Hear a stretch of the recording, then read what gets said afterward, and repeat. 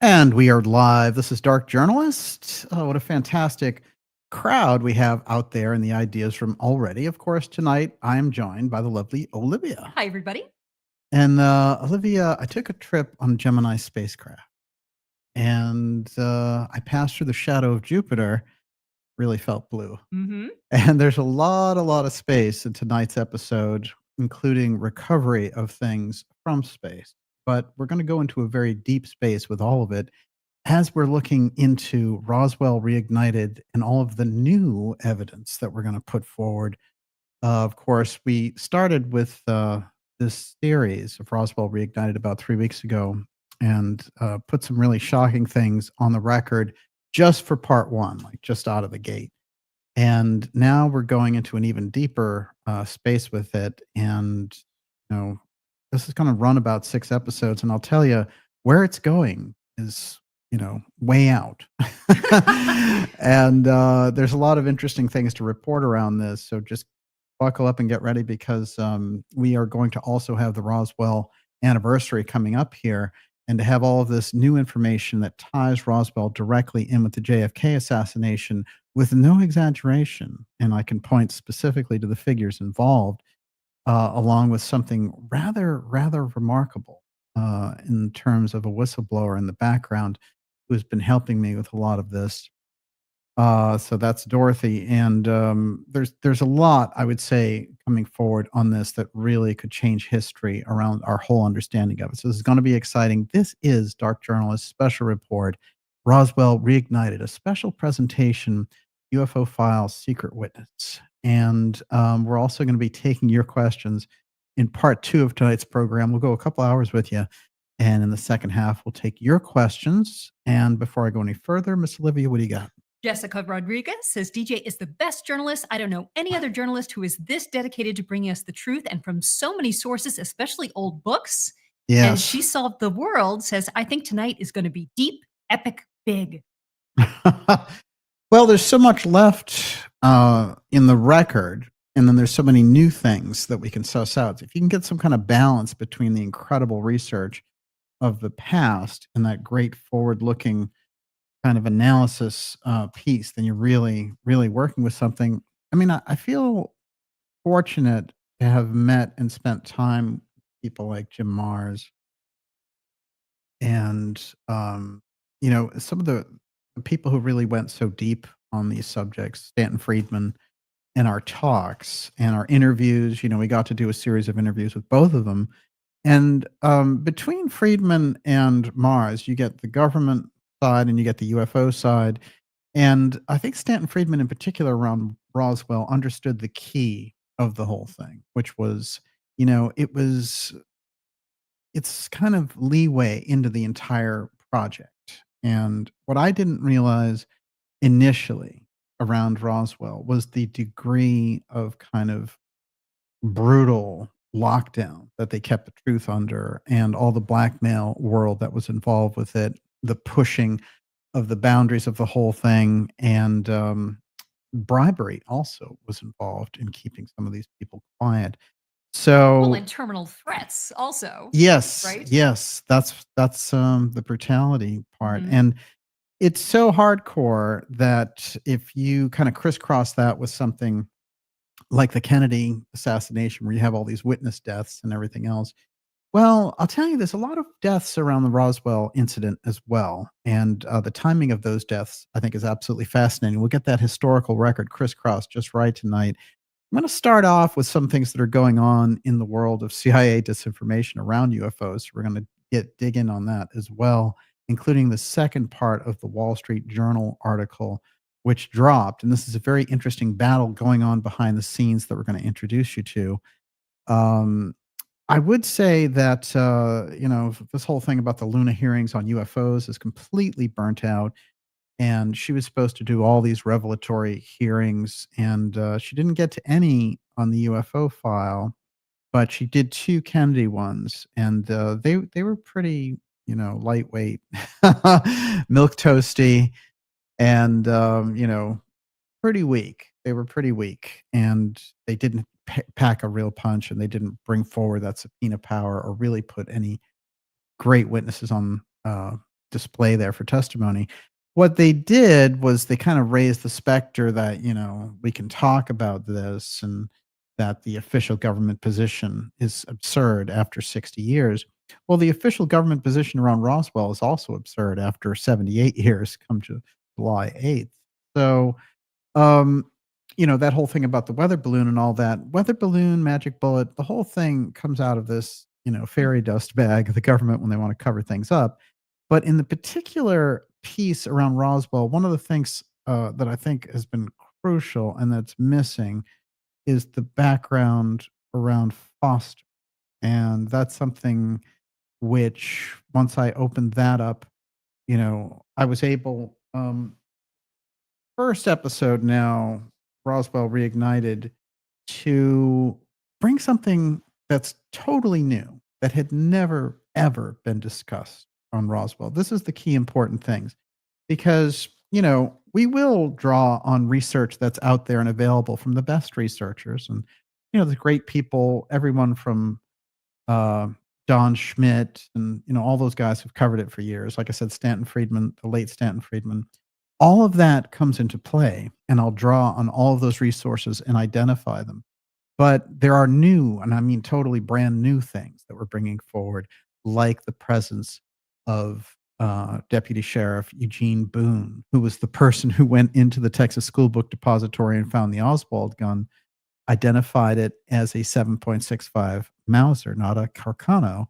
And he's the same person I revealed who goes on to run the activities of the owner of the Foster Ranch where the UFO crashed. So he became the CEO of their businesses, and their businesses dealt with placing children, orphanages, and all this stuff. He was the top man. And one of the things that we brought forward in that first Roswell Reignited was that a series of UFO abductions happened in some of those children's homes.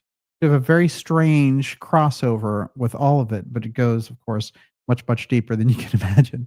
I was able to, in my second interview, part 2 with Dr. Joseph Farrell, which is available at darkjournalist.com. We put out last week part 1, and part 2 is on the site. And it's interesting because one of the things I was able to do, since he had done a whole book around Roswell and the exotic technology explanations around it, I was able to put forward this information to him to gauge his own reaction. And Joseph went off the charts with it. He said, "This is big. This is explosive."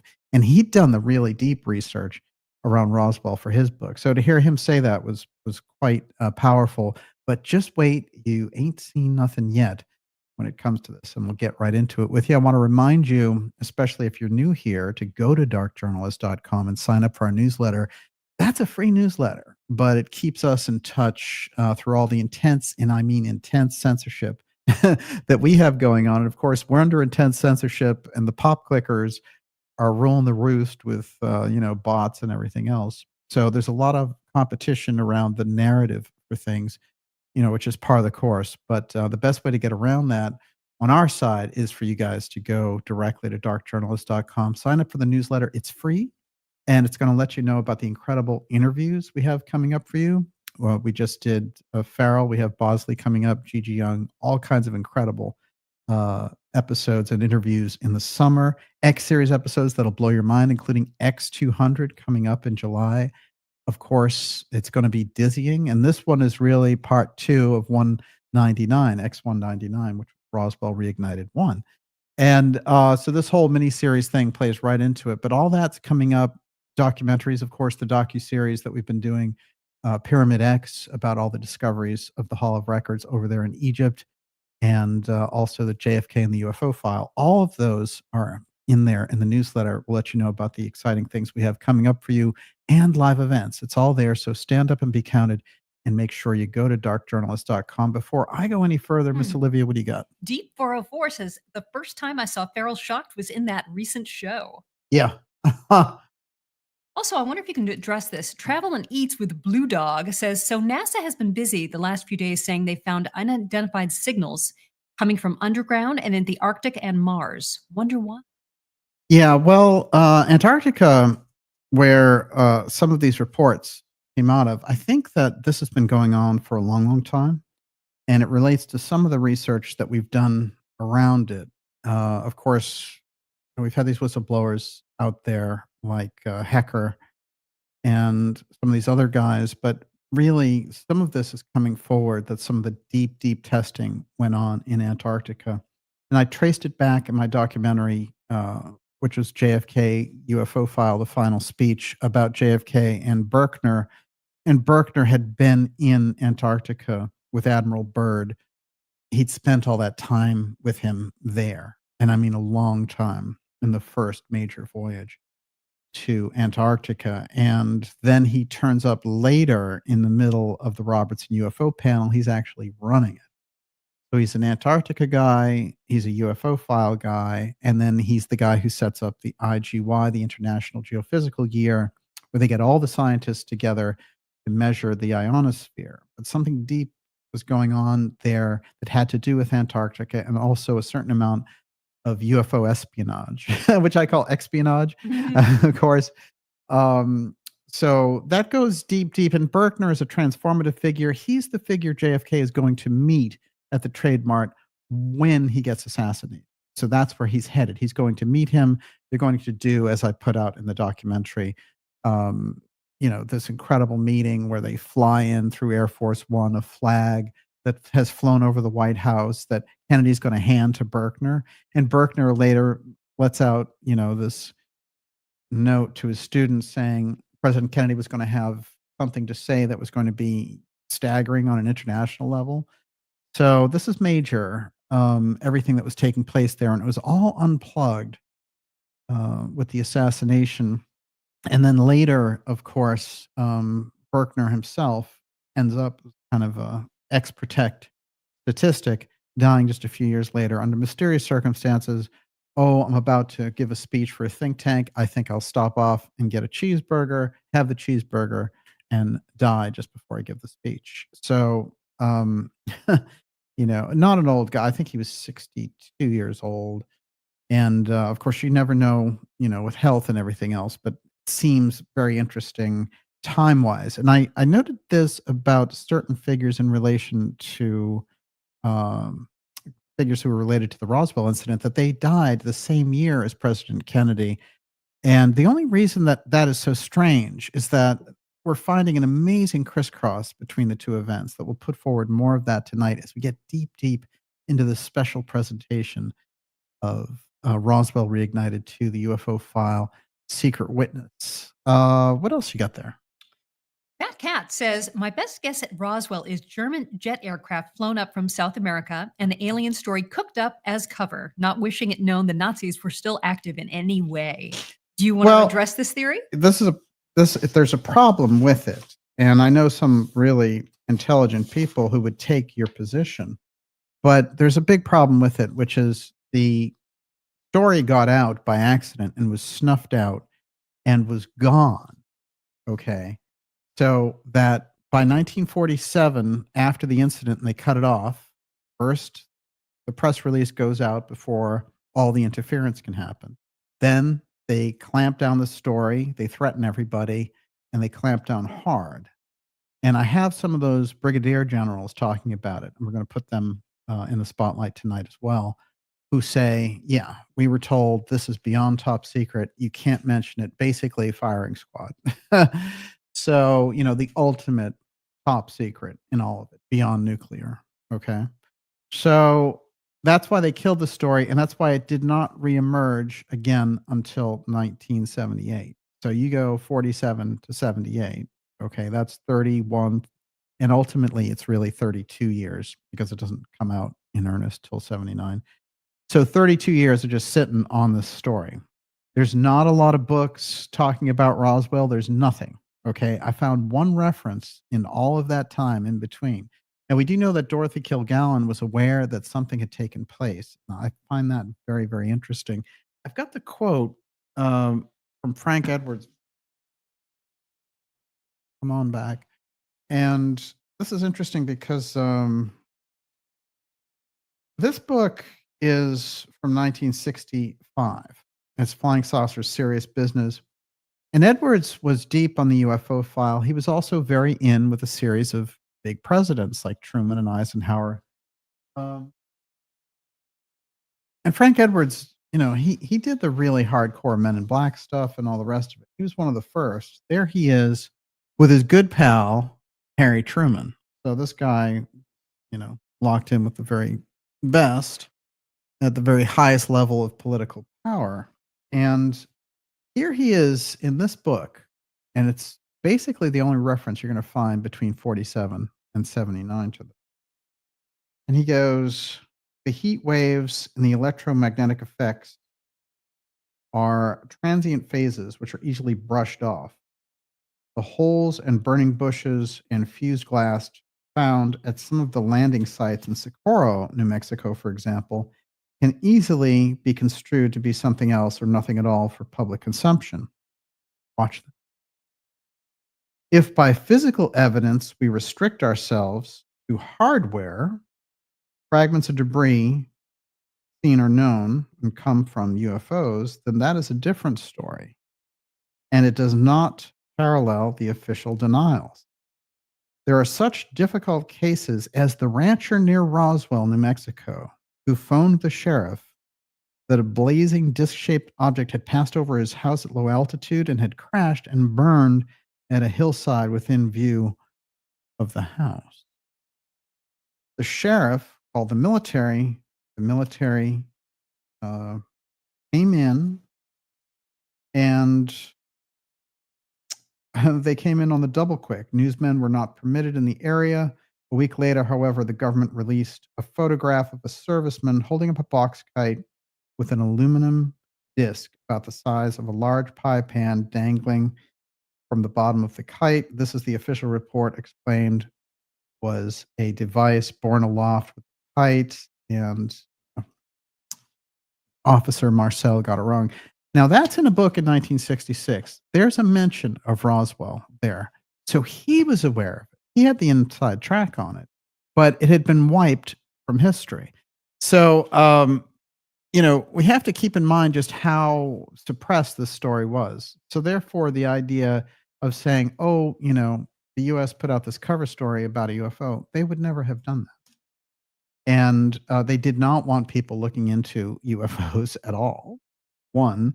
And two, they basically, when that story came out, they did everything to suppress it, including threaten top-ranking officers and their families. So no, that doesn't work. And also, I think that the Nazi explanation doesn't work, and I'll get into why in the grand scheme of things. I think you're dealing with something really outside in the Roswell crash, and I'm going to show how it may relate to some of the things around the Cosmos Club and some of the strange discoveries. The Cosmos Club might be the key to the entire early understanding and the early wave of understanding what was happening there. But I think, on the other hand, just to have a complete picture, there's no doubt that they looked at Russian, Nazi, whatever explanation at first that they could get their hands on, until they figured out, oh, watch out, we're in very deep, deep territory here. But it is the kind of thing where there's a number of different explanations that would work, around it. One of the things, though, there's a little revisionism that gets involved with certain types of points of view on this. One of the revisionist things is that, the government put out a smokescreen about a flying saucer crash. No, they did everything to suppress it, and in fact was able to for 32 years, as I said. So when you get to the late 70s and Marcel at the end of his life is like, I need to unburden this from my soul, then he tells it. And then we have all of these things coming out. What's weird is tonight I'm going to show you that it's quite possible that things like Lazar and some of the, more bogus explanations from the government and the big push around the phony alien autopsy thing was all to throw people off the trail of the fact that all of these Roswell things had finally come into a place where they could be proven. And some of those witnesses at the end of their life were willing to come forward. That gets us in really deep. And we're going to do all that.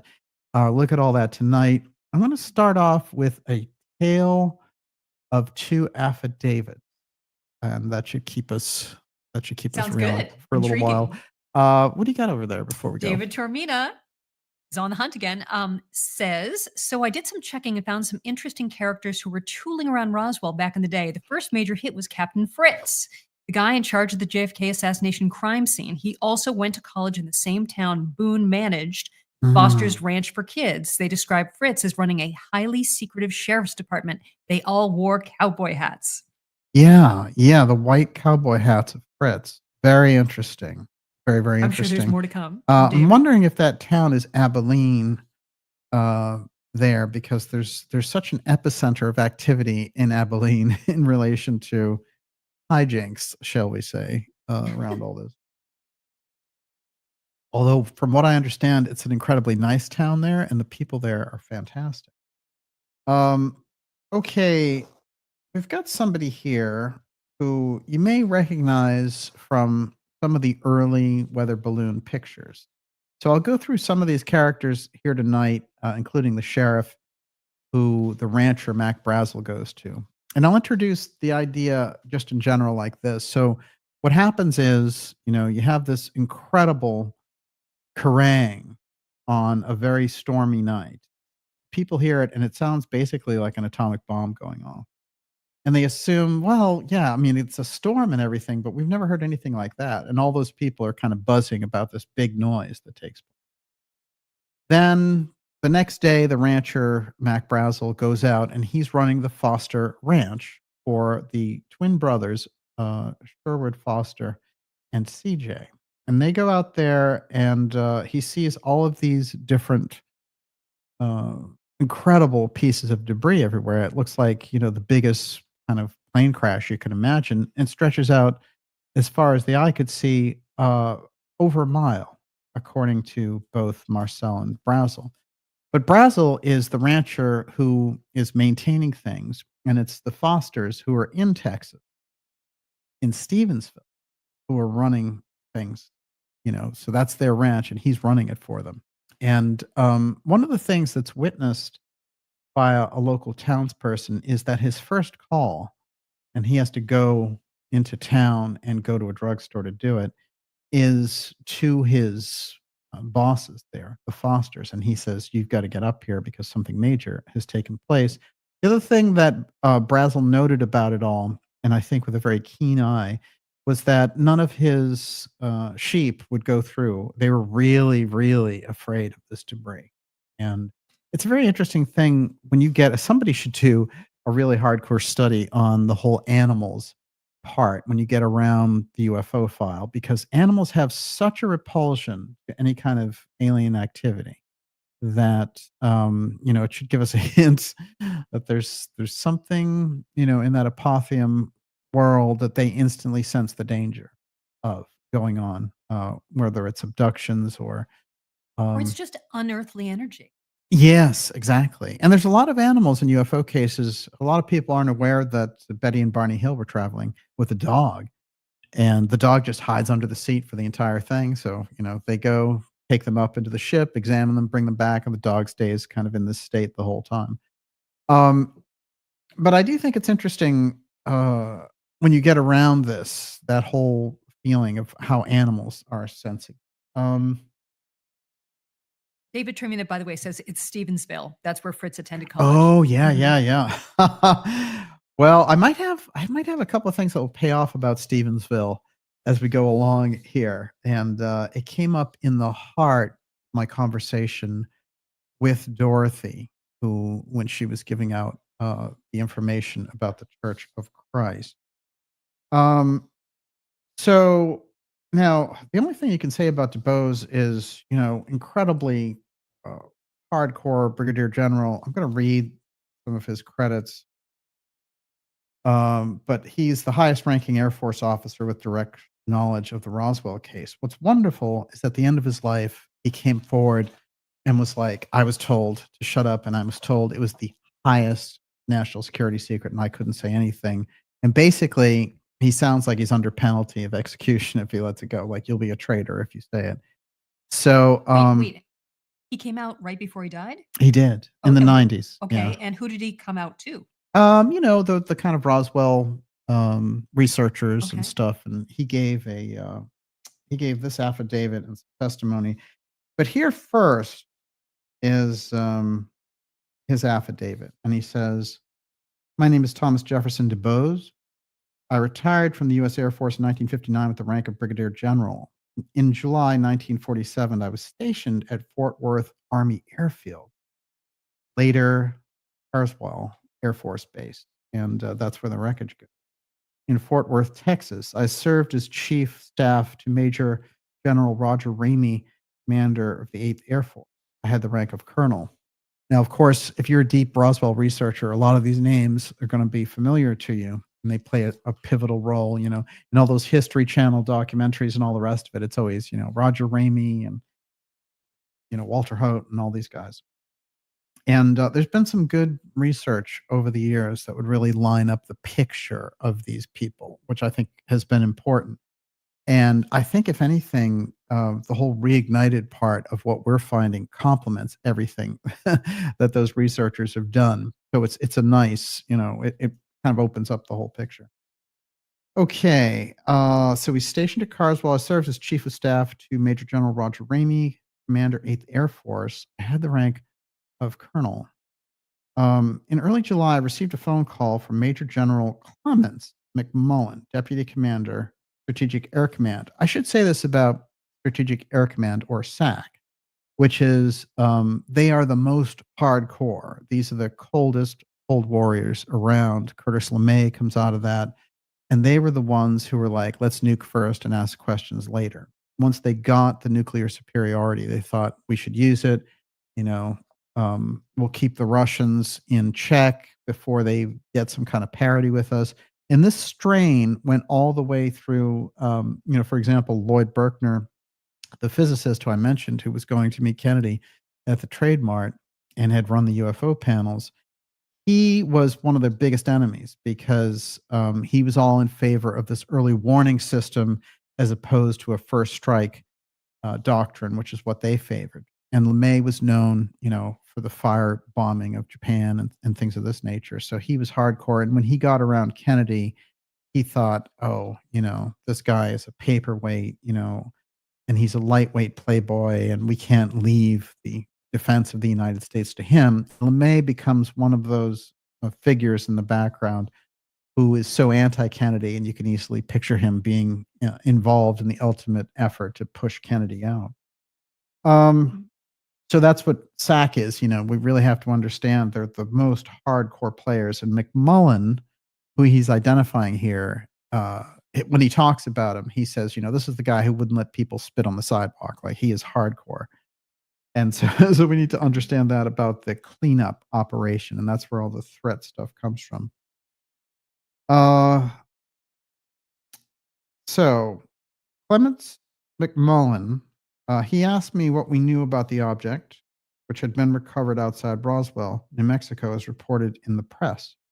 I called Colonel Blanchard, commander of the Roswell Army Airfield, which later became Walker Airfield. And because I know there was some discussion about if by 1963 the Roswell Airfield was no longer there, it had just transmuted itself into Walker Air Force Base, and but it was gone by 67, but was there during the Kennedy assassination. And I called William Blanchard, commander of the Roswell Army Airfield, and directed him to send the material in a sealed container to me at Fort Worth. I so informed Major General McMullen. After the plane from Roswell arrived with the material, I asked the base commander, Colonel L. Clark, to take possession of the material and to personally transport it in a B-26 to Major General McMullen in Washington, D.C. I notified McMullen, and he told me he would send the material by personal courier on his plane to Benjamin Chidlaw, commanding general of Air Material Command at Wright Field, later Wright-Patterson Air Force Base, which is classically the hub, the center of UFO redevelopment. The entire operation was conducted under the strictest secrecy. The material shown in the photographs taken in Major General Ramey's office was a weather balloon. The weather balloon explanation for the material was a cover story to divert the attention of the press. Okay, now that's the brigadier general involved in the cover-up. So he, along with Marcel, at the end of their lives, Marcel, of course, went first, but he's saying also, no, this is complete bunk, and I'm at liberty to say it now. I have not been paid or given anything of value to make this statement, which is the truth to the best of my recollection, signed Thomas Jefferson Dubose. And it's witnessed by a notary public in Florida. And he dies just a little bit after that. But a shocking, really kind of shocking thing that he puts on the record there, that the entire cover story was a fake. And there's the top guy involved in it saying, this is a fake. That's when we did it. So the idea that that's still the official version, and then they changed that to the mogul balloon explanation, it's bogus, just like the Oswald explanation is so bogus. So we're living in kind of a bogus history. We're floating above this bogus history. And the question is, what do we do when we get into those types of situations? How do you correct the course of the whole thing?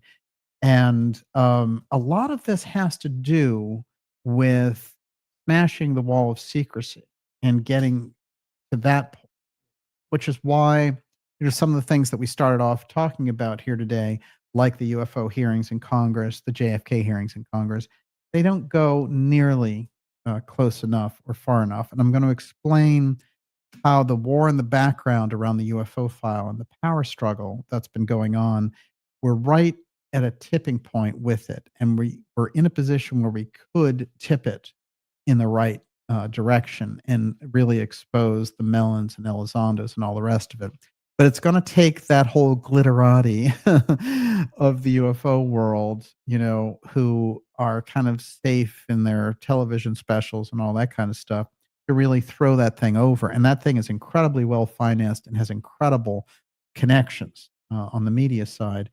So, the types of individuals that we've mentioned before who've been studying this and had a good track record before the wreck of the 2017 phony CIA UFO threat disclosure thing came out with Elizondo and TTSA and all that. There were a group of people who really came out of that more respectable and really kind of hardcore research version of the UFO file. And like I said, Friedman was the main one, and he died unfortunately in 2019. And some of the other guys, who were just around the whole thing, like Knapp and Dolan and those types of people, they all bowed down to this Mellon CIA Elizondo operation, and we've had years of it. Now, however, that thing is in trouble, in real trouble, and I'm going to get into why as we go along here tonight in this special presentation. This is Roswell Reignited Part II, UFO File, Secret Witness, and this is a breakthrough, major breakthrough around the whole subject. Of course, we're going to be taking your questions in the second half of tonight's program, and like I said, the show will run about 2 hours, so maybe in about a half hour, we'll start taking your questions. Before I go any further, what do you got? Esoteric 369 says, DJ, there are some whispers in the alternative community that the Roswell alleged ETs were benevolent and trying to help us, but the current political climate shows otherwise and hence killed them. What do you say? I think that there were some exchanges with beings from somewhere else. And now, part of this goes deep because, if you study the mystery school track on this, you understand there was very advanced technology in humanity's ancient past. We put that across. Actually, in the Pyramid X documentary we just did, which had such a great reception, we put that out in May. And that, so much of it is in there about the ancient technology part, including so much of Casey's work telling us, well, in fact, the Atlantean technology is just like what Ezekiel saw, but that was much, much later, meaning someone had kept the technology all the way between 10,500 BC and maybe like 1200 BC. So who was keeping it there? So somebody's operating this very, very exotic technology. So the idea that there's an other group that's involved, that's not an outer space visitor, that's not an off-world visitor, but is a terrestrial, twin, then, there's that to consider as well. So in terms of the group of beings that was operating the Roswell crafts were definitely part of what we see later emerging as the whole Greys and that kind of thing. But they seem to me to have really gotten into trouble. And, you hear about in some of the discoveries, for example, Barney Barnett, who was the water commissioner, is a fantastic witness to the whole thing. And he's just doing a survey and he comes across this ship that's wrecked, and it's at the secondary site. And this is what gets very interesting too. When you read about Roswell, you just think, well, everything crashed on the Roswell, the Foster Ranch, and Mac Brazel found it and called Marcel and all the rest of it. Well, as these researchers go in, there apparently is a secondary site, okay, and then it sounds like there's a third site, which is clearly 150 miles away. And so Stanton Friedman's idea was midair collision, you know, and that's where the problem is. It's two crafts that you're dealing with. There's a lot of different ways to look at it. One of the interesting ways I think to look at it is a craft gets into trouble. Either we shoot at it, or it's struck by lightning, or it has its own internal issue, and it crashes. And then there's like an escape shuttlecraft type thing, and those guys go down. So I think that's kind of the fundamental story. But I do think it's interesting that when you get into the second site and the Barney Barnett story, he was known to be impeccable. So when he tells this story to his family and to his friends, and he's threatened not to, by the army and all the rest, they take it, they come out years and years later and say, he told us all about what he discovered. It's also the incredible, confluence of influences. And it goes something like this. There's an archaeological team from the University of Pennsylvania. Now, University of Pennsylvania shows up over and over again when it comes to deep secrets around archaeology, including the fact that the Two-Eye Stone and what Casey described as the Atlantean power firestone, that aspects and elements related to it were taken to the Pennsylvania Museum from Yucatan in 1933. So instantly you get into that. But we've put so many shows about the University of Pennsylvania out there around this and all the people and things that have come through it, including Musk and other people. All kinds of people have come through this system, Zahi Hawass and all the rest of it. It makes you wonder about, just how hardcore that is. But anyway, this archaeological group that's in Roswell is coming through. And it's a group of about 9 people, and they are doing Native American research, petroglyphs, and things of this nature. And they run across at the very same time that Barney Barnett runs across this. They come up and see the craft and the bodies on the ground. And what you see from those descriptions of Barnett's, because we never get to talk to the archaeological people, they're spooked. But they may have taken some of that info back to the university with them. But what you see in that description is, these dead aliens out of the craft and then one alien alive. That comes up over and over again in the description. Frankie Rowe, who famously, her dad was a fireman who came upon the scene, was called out there. He also gave that story that there were, some dead ones on the ground and one alive that they were trying to communicate with. So this seems to be kind of a very consistent theme in the literature. I want to say this about the multiple crash sites and things of that nature. Marcel indicated something very important. He said that once the story had got out, once the crash had become known, that they set up false sites so that the public would be thrown off and go to those sites, and that no one would know where the actual crash site was. So they set up and cordoned off areas that didn't need to be cordoned off, and they were pretending, hey, look, we found a weather balloon or whatever, and that those weren't the sites. So when you hear about multiple sites related to Roswell, I think it's fairly certain that there were 2 You for mean real. at least 2? At least 2 for real. And but I think that some of the ones that are thrown in there where people are like, "Oh yeah, I saw the army, over here." It could very well be you know, those little productions that Marcel was talking about to throw the public off and make sure that nobody got to the real one.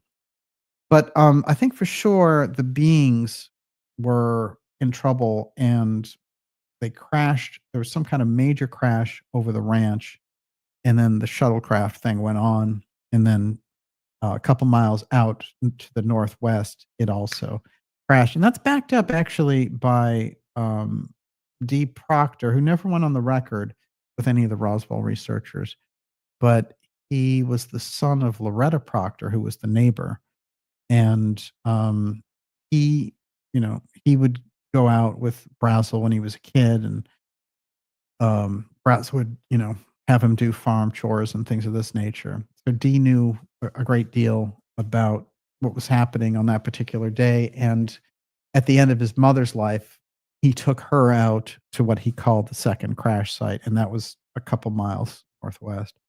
That makes sense to me. The Plains of San Augustine stories that come out, I think, are very interesting, and but that is 150 miles, 160 miles away, and so it gets to be like, what is that part all about?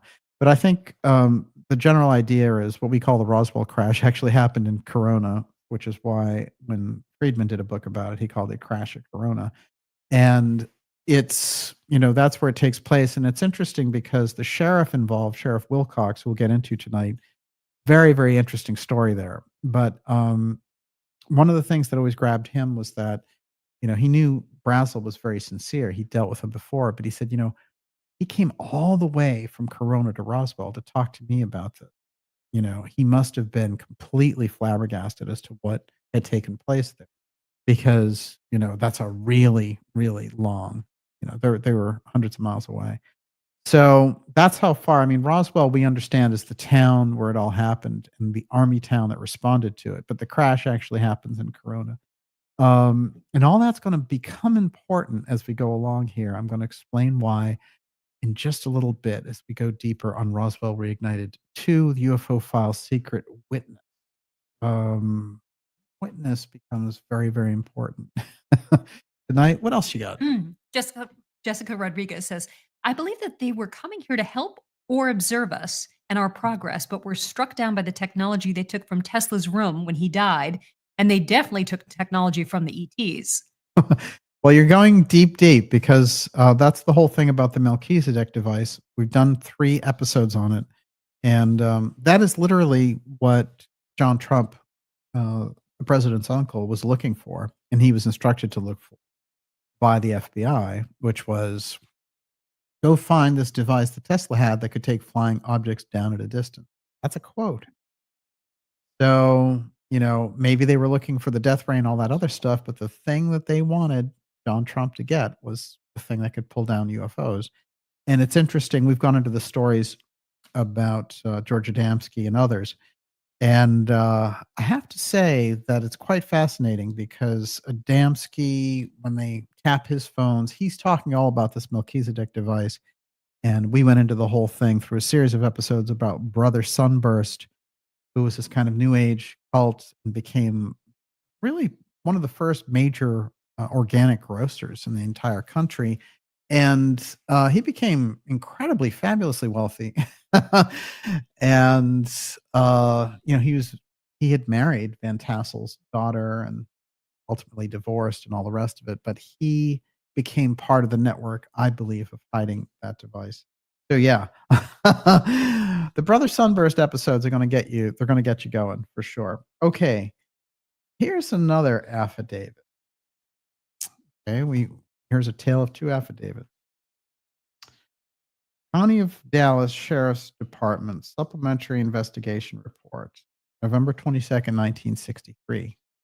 Deputy Sheriff Eugene Boone. Sheriff Decker. I was assisting in the search of the 6th floor of the Dallas County Book Depository at Elm Street and Houston Street, proceeding from the blank east side of the building. Officer Whiteman, CPD, and I were together as we approached the northwest corner of the building blank. I don't know what they're leaving out there, but it's interesting. I saw the rifle partially hidden between a row of books and two other boxes of books against the rifle. The rifle appeared to be a 7.65 Mauser with a telescope sight on the rifle. Captain Fritz was called to the scene, and also someone from the ID XXX. It actually means the ID department. Pictures were taken, and Captain Fritz picked up the rifle. I first saw the rifle at 1:22 p.m. on November 22nd, 1963. Now, Boone is one of the first policemen in the building. He's the one who finds the rifle. And it will also be Roger Craig who will say, yeah, it was 7.65 Mauser. Seymour Weitzman, who owns a gun shop, also one of the cops is there, points to the barrel and says it's 7.65 Mauser. Now, there's been discussion about the Mauser for, decades in the Kennedy field, but it becomes very important to understand that Boone is the person who is the first one to find the rifle. Later, he will say, oh, I was wrong. It was a Carcano, just like Oswald's, and that's the end of Oswald being innocent, right? So Boone is at a pivotal place in history when he shows up there in the building and finds the rifle. This same person, very shortly after the Kennedy assassination, will resign and move into other work besides police work. One of the incredible jobs that he finds, as I mentioned, is becoming a CEO for the Fosters business. And the Fosters are the same Fosters who own the Roswell ranch where the UFO crashed in 1947. So this incredible crisscross of those two events and this pivotal figure become even more crucial. And this is part of the new information and evidence we're putting on the record about this. As we tie in these other facts, many of them that have been out there by researchers, this one hasn't. This one we're bringing to you the first time from our own research and from the help of a whistleblower. So that's why it's reignited the whole controversy around Roswell as we approach the anniversary here. And I'll get into just how deep does that go. What else have we got? David Termina. The second hit was Brigadier General Lawrence Craigie. There's a story about him being flown into the Roswell base after the crash. He was the guy in charge of the Tesla Death Ray Project Nick at Wright Pat. Yes. Yeah. Well, that's a good connection. And I'm going to give you a rather odd connection around all this as well, which has to do with General Ramey. And Ramey is very interesting because I believe he's put on the spot. He's the one who puts out the weather balloon story. And he does it with the Brigadier General, who we just quoted his affidavit, Thomas Jefferson Dubose. And they both know that, it's a phony. And in fact, it's interesting because Marcel says, oh, yeah, Ramey put the story up, but he knew. He knew basically we had a UFO here. It wasn't a weather balloon. And the fact that the media, the way that they've treated it, and then the sensationalism and marketing off of it, the whole thing has been cheapened in a way which is kind of hard to describe. But this is what happens when things get into this zeitgeist. However, when you get right down to it, it is a story of, a UFO crash being kept hidden by the government for 32 years, and then the top people who dealt with it coming out at the end of their lives and saying, this is what I saw, this is what happened. One of those things, of course, involved the series of hieroglyphs, and I think that the I-beam story is crucial because the metal story is very interesting. I mean, the metal almost sounds like magic, right? It's lighter than tinfoil, and it floats on the air. You can't do anything to it. There's this incredible thing where, as intelligence people, they try to do everything to it. They try to burn it. They try to make a dent in it. They try to do anything to it. It doesn't matter. It goes back to its normal shape over and over again.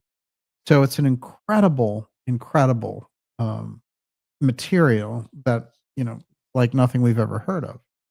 Now, this is the original drawing by Marcel Jr., who, of course, witnessed it all as a 10-year-old child.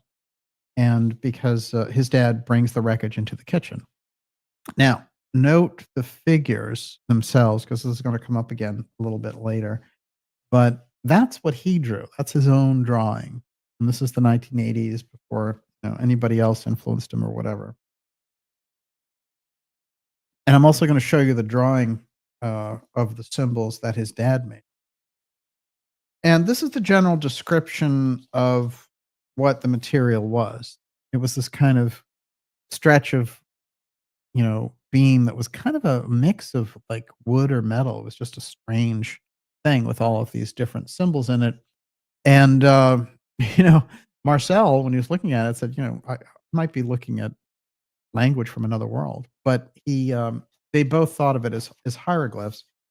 Later, though, it's very interesting because Marcel has this very interesting conversation with a college student that is Marcel Sr.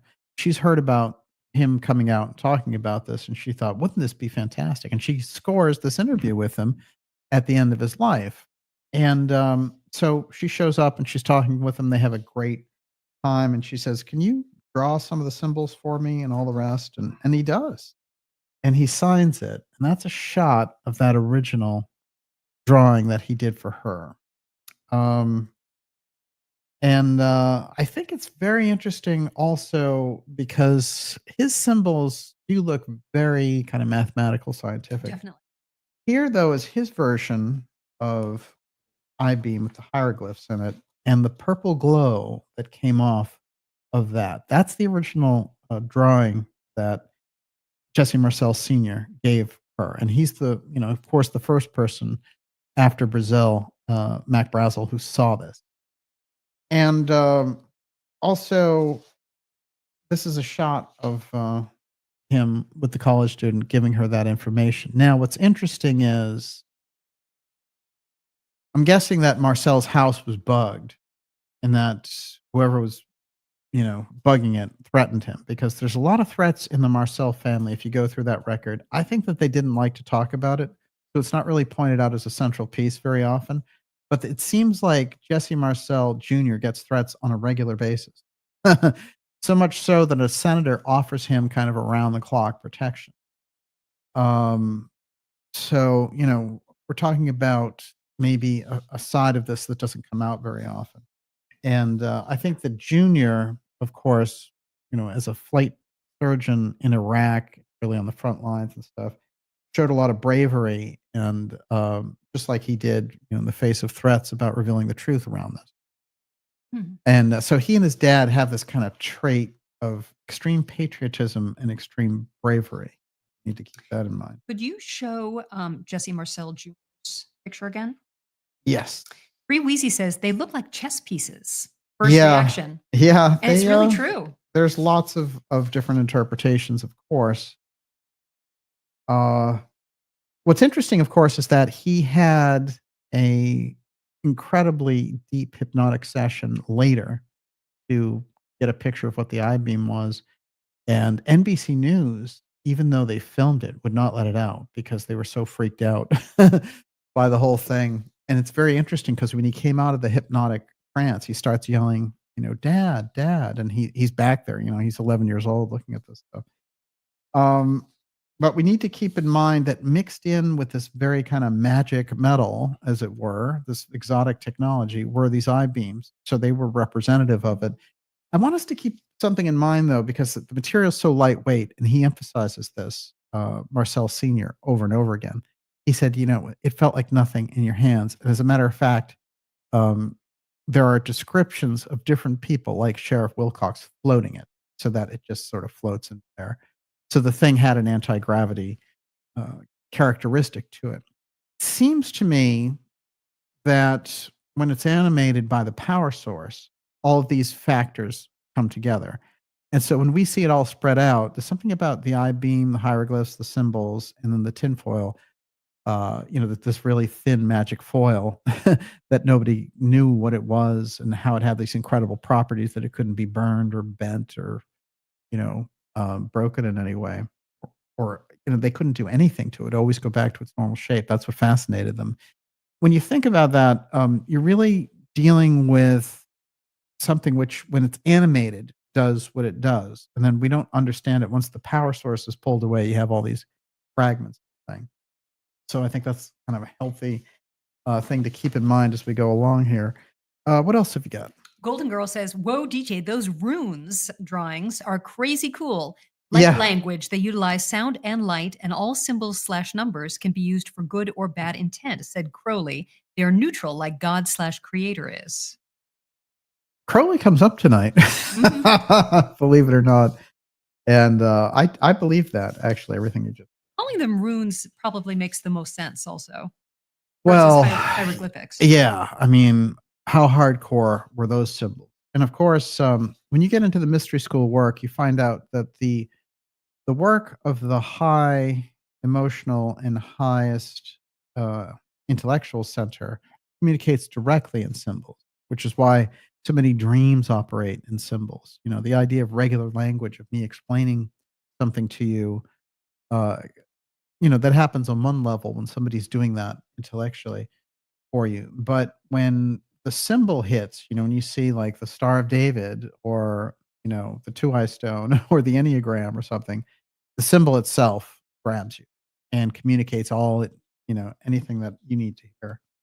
I'm going to say a couple of things that raised my eyebrow when I was looking into this case on a deep, deep level. And it had to do with the background of Ramey and Jesse Marcel Sr., and the fact that they were both involved in the atomic testing after the bomb was dropped.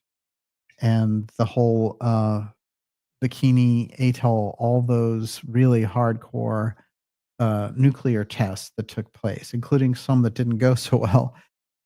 Later, it was rumored that when we did that, there's video of some of the tests that we did over there, and that there were UFOs that were involved when we blew things on that level. So that, for me, was interesting right off the bat. I just want to give us a hint of how important Marcel's position was. There were only, in 1946, 7 nuclear weapons that even existed. And the fact that he was in the position to be trusted to test them on the recommendation of Ramey, who later will become the key point person in the cover-up of Roswell, and the fact that, it's going to be Marcel bring the material to Ramey, that's interesting to me, because they had a previous arrangement there when they, Ramey knew that Marcel could deal with secrecy, for example, and he understood his integrity and everything else. So they already had this symbiotic thing the year before the Roswell incident. I found that pretty telling. Also, just how incredibly important Marcel's position was. He was, in fact, the top intelligence officer and ran security for the only nuclear base that could drop a nuclear weapon in 1947, that 509th group. And we've had interesting things to say about the 509th. I have a couple of interesting photos to show in relation to them. One other thing I want to bring up about Ramey, and this is him with the phony, "Oh, look, it was just a weather balloon" deal. And of course, that telegram, when they've shown it from different angles, shows that it has words in there like bodies and crash and things like that. So, there's a lot of researchers who spent a lot of hours going over the visuals on that one. And for sure, they've got the word bodies and they've got the word crash. So, you wouldn't say bodies if it was a weather balloon. Face it. So, very interesting too. It shows you the kind of literally stressful, fast situation that they needed to get this out immediately, where he's actually holding the telegram.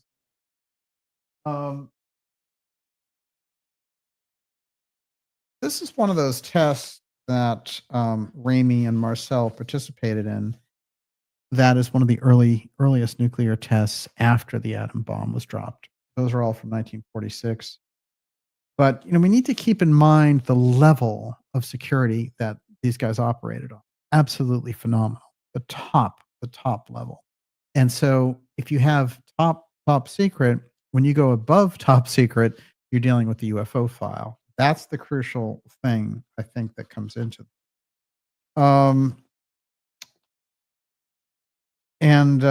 There were some interesting names in Marcel's background, and this is just a thing. It's a kind of idiosyncrasy of mine, which is names that come up unusually.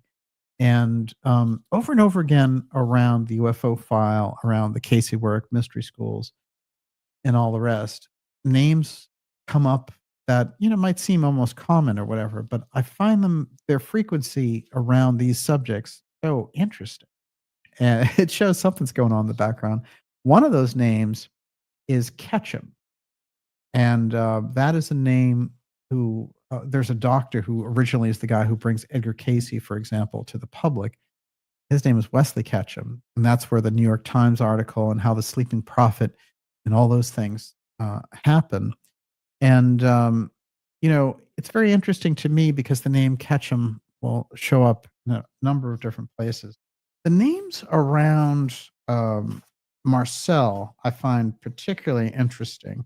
And Miss Olivia, I haven't shared this with you yet, but I want you to take a crack at some of these names. Okay. By the way, the program that they were working on, their General Ramey and Major Marcel, in the year before the Roswell incident, was called Operation Crossroads.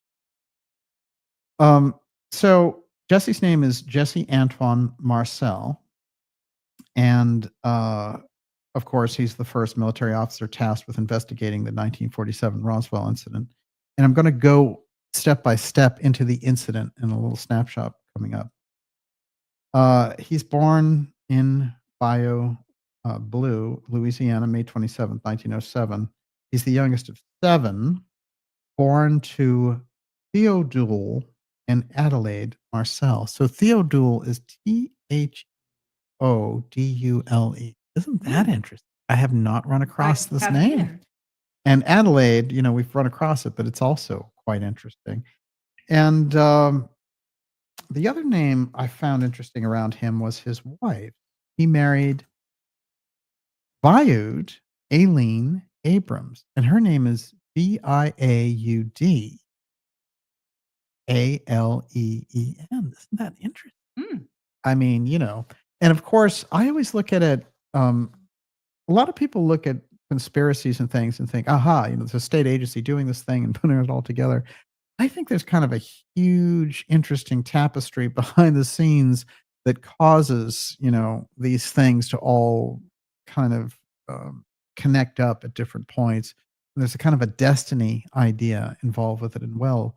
But the names around Jesse Marcel, it's not like, Mary Smith and Joe Taggart or something. Yeah, I mean, these are really interesting names. The other thing I think is interesting when we're looking at Marcel is that he also spends time when he's teaching intelligence, because he's so good, he becomes the main instructor for the top intelligence college, and that's in Harrisburg, Pennsylvania. So Pennsylvania shows up over and over again. And it's funny because whenever you get around the official explanations in the bios of these people, either they leave the Roswell part out, or when they include it with the ridiculous weather balloon story, which is completely debunked. And I saw, recently on Twitter, somebody was doing this and they were like, obviously this is a weather balloon. Look at the picture of him holding it. And, this is somebody who had a following and all the rest of it. And it becomes absurd. It's like, yes, just like the magic bullet, when you're doing it, you have the phony thing and you're saying like, oh yeah, here's the magic bullet. Sure. But that's the cover story. That's why it's there in history and you can go find it.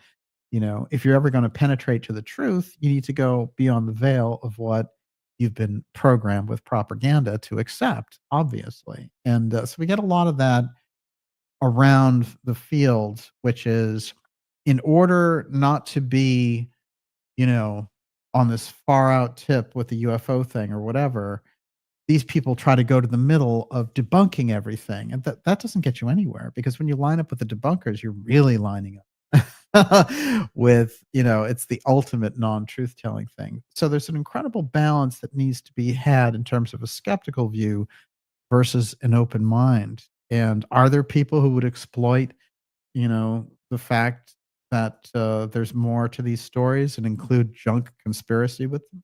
Absolutely. And, there's we're awash in junk conspiracy, when it comes down to it. But at the same time, you have to admit that the official explanations for these things, here's the rule in dark journalism. You have the official explanation, which is to what? Protect the government, protect the institution. Then the secondary story where the researchers, the professors, and others get in there, the writers, and, tear this thing apart and say, no, the official story is bunk. And then the third thing comes in, and that's the junk conspiracy. And, you get all of these other things to throw you off of the main thing. And it becomes so obfuscated that people say, well, I'll just go back to the official version. So that Or junk they muddy the water so much they say, I don't even care. Yes, and that's the thing, because what happens is when you get that third junk conspiracy piece in, it's usually put out by the very same people who put out the false story in the beginning. So, you have to be very canny when it comes to these things, and you cannot adopt like a flat debunking thing, and you can't just accept everything that everybody says. You have to balance it out and bring it through, the noise. Just like when things get co-opted, like the CIA tries to co-opt so much information around the UFO file, it doesn't mean that the UFO file is just some figment of the CIA's imagination. They're just using what's out there to keep you away from the actual truth. That's why you have counterintelligence. Translation, they're the best liars on the planet. Those are the people who come forward and say, I'm a whistleblower. It was very funny to me because just to take a little respite on this for a second, a detour to this Wall Street Journal article that came out. The Wall Street Journal, they need to learn a lot about UFOs, okay? But at the same time, they know there's enough weakness in that CIA UFO threat piece and characters like Elizondo and Mellon and all the rest of it, that they blew a hole through so much of their nonsense. But you see, this is the weird thing, because the idea is, the Pentagon disinformation that fueled America's UFO mythology. You see how they want to make the UFO thing, they were trying to put it back, in the box. But what's interesting is that's not the right thing to do either, So yes, debunk the CIA UFO threat, but get to the real cases, get to the heart of it. Instead, they're trying to throw the whole thing out and get back to this old pose of, X protects secrecy, we don't let anything out. And the CIA thing is just, oh no, we can co-opt it. We use the real stories, we'll pretend there's a UFO threat, and we won't let any of the real stuff out, but we'll create this incredible boondoggle for a UFO defense office. So now they've done a second version of this, and was it scrap metal or an alien spacecraft? The Army asked an elite defense lab to investigate. Pentagon true believers explored the fringes of science, from psychic spies to teleportation to anti-gravity material, and they've got Elizondo right in the heart of that. Here's what's interesting. First of all, Elizondo has disappeared off the scene. He put that book out, which is a terrible book. It was called Imminent. I call it Imminent BS because of the nature of the kind of lies that this counterintel guy tells. And what's interesting to me is in this article, they talk about Elizondo and they stick with the official line that this guy quit his job with the government in order to come out and be a whistleblower, basically portraying him as, something of a heretic and all this. Look, Elizondo never left the government. Hello, Wall Street Journal writers, Joel Schechtman and this other guy. You didn't do your research, because that's his official story in the New York Times that, I have to fight that government and I left my job because they weren't paying attention to UFOs. Complete bunk. I found out that he was working for 4 different government agencies. Okay? That's on the record. And when they asked him, they finally pushed him after all these softball interviews for 2 months. And it actually came out 2 years after he was out in public. And he said, finally, someone from The Intercept said, do you work for the government now? And he said, yeah, but it's not what you think. So, he just changed titles. He still worked for the government. And his own lawyer said that he worked for Space Force. Okay. So this is not a guy who left the government as a whistleblower and was trying to get the truth out. He just had a story, and the story was, hey, my friend Leslie Kane is going to write this thing that says I'm a whistleblower who quit his job because I want the truth about UFOs. He was just sent out as a counter intel guy to create this whole storyline in the UFO community. That's the story, Wall Street Journal. That's the one to go after. But I do think it's interesting because their position on the UFO threat side with Chris Mellon and Elizondo has fallen apart so badly that it's really on the ropes. And a lot of people wouldn't even want to be associated with them. I've seen cracks in that, and it's interesting because we've pointed out for 5 or 6 years about the nonsense that these guys have been peddling for a UFO threat, and now you finally see some, starting to dawn on some of these big podcasts and all the rest of it. Oh yeah, this is BS. We are being played by a counter intel group. And so the Wall Street Journal thing is kind of the nail in that coffin. What you should do as a field to get to the truth in all of it is take advantage of the moment and really, push out the Mellon Elizondo false thing and get those kind of bigger players in the UFO field to disown them and disavow them. And, literally to say, I was fooled or whatever it happens to be, or I was bribed or whatever, I was given promises about being on the inside or whatever. It was all bunk. You were all played by the Central Intelligence Agency, and you heard it here first. Come on. As it was a lone outpost putting out this information. And I'll tell you, it's fascinating because as it crumbles, in the embers of what's crumbling, they're trying to reconstruct some kind of position. And that's where these Wall Street Journal articles come out. But it's very interesting to me because the thing that if the Wall Street Journal wants to be responsible, what they should do is they should take Mellon and Elizondo and break the whole thing about the UFO threat piece and how the CIA set it up through these people, including billionaire Mellon, who's controlling the whistleblowers. And of course, we've put that on the record as well. That is the nature of reporting when you get into this, not just, oh, hey, these enthusiasts, they wanted to get into UFOs and they used the government stories to do it. That's completely wrong as well. So we need to keep that in mind as we go along here. If you're going to smash the op, this is the time to do it. Trust me. Everyone, you're watching the Dark Journalist show. Ooh, hey, maybe you could even revive the Luna panel, which remember all these things they did about Luna, and they had her looking out into these like pictures of UFOs, and they were like, the truth is going to come out. They had these theatrical things going on, and nothing happened. All of her committees got canceled around the UFO file because the participants got sick. And they were coming in from different states, Grush and Mellon and Elizondo. They were all coming in from different states, and they all got sick. So you couldn't do it. I mean, the thing strains credibility. Let's face it. If you really want to make those, you still have the ability until the end of September, make the committees great again. Go in there and smash that whole secrecy thing and get rid of this op that's been active since 2017. Of course, the original op goes back to 1947, as we know. Everyone, you're watching the Dark Journalist show. It's Roswell Reignited 2, UFO File, Secret Witness, going deep on the UFO side tonight in the UFO File. We'll be taking your questions here shortly in about 15 minutes, and then I'll turn it over to Miss Olivia. In the meantime, what do you got? Stefan Vanderlaan wants to know, I've asked this question before, but why did Linda Moulton Howe give the original metal evidence to Elizondo, TTSCIA? Well, I understand that. I mean, that came through the Art Bell thing, and they reference Art Bell in the article. Actually, I'll read a little bit of that, and then as a way of explaining, answering your questions. In 1996, Art Bell, a late-night radio host, indeed, whose program on the paranormal was one of the most popular in the country, received a mystery package in the mail. It contained metal fragments from an anonymous listener who wrote that their grandfather had collected them as part of a military crash retrieval team at Roswell.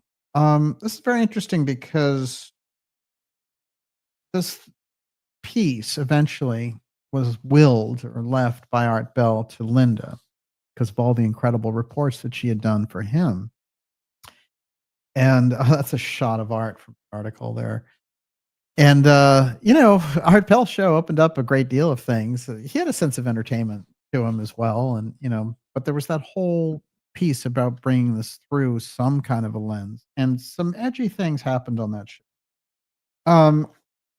But I think that basically she'd come to her end of the rope with it, trying to get it tested and all the rest of it. And at a certain point, TTSA said, hey, we're going to do this whole thing through the Army. How about we give you $35,000 for it? And she sold to them with the idea of like, hey, do something with it. And God knows they probably just recaptured it for, the whole group that covered it up in the first place. So it's a kind of a circuitous route back to the same people who originated the secrecy. But I will say this, that 35,000 is not enough in any way, shape, or form. She sold it cheap. I know, it's too bad. It's too bad. But she's put so many worthwhile things on the record that my feeling is this was just one of those things where they approached her. And I know, from knowing Linda and having conversations with her and stuff, she understands the the schlock quality around the Elizondo op and all the rest. Trust me, she understands it quite well. But I will say this, that the deeper you get into it, there's the idea that there is a fragment of this craft that could be kind of re-engineered and studied out there. The amount of things that they did to get the material seems like everyone had a little bit of it, including the fact that Mac Brazel's son kept a box of it for a couple of years, and then somewhere along the line he mouthed off about it, and the Army visited him and took it away. But there were things that they missed, and there were parts that got away. And it's very interesting because it's Calvin Parker, the UFO contactee from this incredible 1973 case, Pascagoula, who tells the story of meeting Marcel just before he died. And Marcel wanted to meet him because he'd had this experience.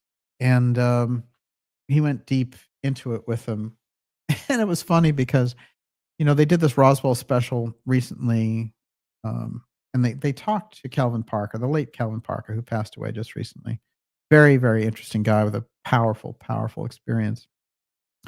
And they kind of just throw him in there, and they're like, yeah, and Marcel shared all this information with him. And they don't mention that Calvin Parker was an abductee himself, and that's why Marcel was talking to him. But it's very interesting because when you get into it, what Marcel tells him is, you know what? I kept a substantial piece of the wreckage because I always wanted it to hold on to. And I wonder if that wasn't some kind of an insurance policy of some kind that Marcel had in the background there. Because as an intel agent, he had this oath to uphold the secrecy. And he said, he brags about it. Well, I kept the secrecy for 32 years. What's interesting, though, is he tells our friend, Calvin Parker, if you go downstairs into the basement, on the top of the water heater, there's a shelf. And, there is, if you go over there with a screwdriver, you can get the piece. I can show it to you. They get interrupted. And what's interesting is whoever interrupted them, Calvin Parker said, well, I didn't feel welcome anymore. I left, plans to come back, and then he died. So I never got around to who got the piece or whatever happened to it. But it's very interesting because someone, somewhere along the line, got that piece. There's no question in my mind. And what is also interesting is the story I was telling earlier about the college student who interviews Marcel. Well, this is quite fascinating because one of the things that he says along the way is, she's like, I get the impression that you haven't told everything. And he said, I can't, I'm upholding an oath to my country. I couldn't. And there's some things the world isn't ready for. Now, some of the things that have come out in terms of him talking to family members and things like this, like nieces and things like that, literally have to do with the fact that he saw bodies. and that he was aware of that aspect of the whole crash retrieval program, although he didn't talk about that as part of his own testimony. And but he gave those hints to the college student in the recording. I've heard the recording, and so we can be assured that he did. And also, I think when we're looking at the testimony there of Brigadier General Thomas Dubose, he also saw the bodies. So, these guys were on a very high level. They had just fought World War II. They were dealing with atomic weapons. And then this thing comes up. So, you can imagine. But I think it's very important that at the end of their lives, they tried to put it on the record because they thought in the spirit of transparency for America, it was important. This is what was important. And in my mind, as I was saying at the outset of the program, when you get into things that kind of made a joke of it, like the alien autopsy thing, and you think about a guy like Ray Santilli who put that on, kind of, masquerading promoter guy, and all the attention that he got for doing it, the fact that Fox put it on and all the rest of it. It kind of killed the credibility of the whole idea of it. Got Roswell kind of off the radar. And although, it's kept on there, it might have been reaching a sort of boiling point when you had people like Brigadier generals and stuff coming forward and saying, yeah, the weather balloon story was a fake and this was an outer space craft. It may have been that they needed a separate op like Lazar on one hand and the alien autopsy thing on the other to completely move the public off the track. And that's the kind of counterintelligence program that I think we were dealing with. Yeah, what do you got? David Schmida says, it's funny because the moon landing deniers always point to the flimsy foil used on the Apollo lunar lander craft. Perhaps they used that incredible memory metal. That's a good point. It's a fun theory. Yeah, I want to bring in something odd about the actual location, the actual time, and the figures around it. And it might seem tangential. It might seem, what I found by going into it is that it's right at the heart of the entire thing. But, at first glance, it might not seem to be.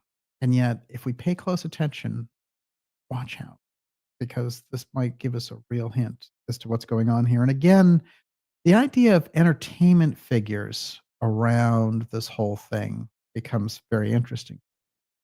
Whenever we got around the Kennedy assassination, all the entertainment figures like Sinatra and other people that were around it, very interesting that we had a couple of early celebrities around this and then later ones who are directly related to Roswell, believe it or not. And I'm going to read about that right now as we go. Then we're going to take your questions. How does that sound? Sounds good.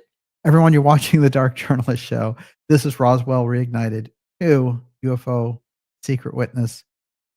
On our way up to X Series 200 coming up in July, and that's going to be explosive. But we're revealing more and more of the truth.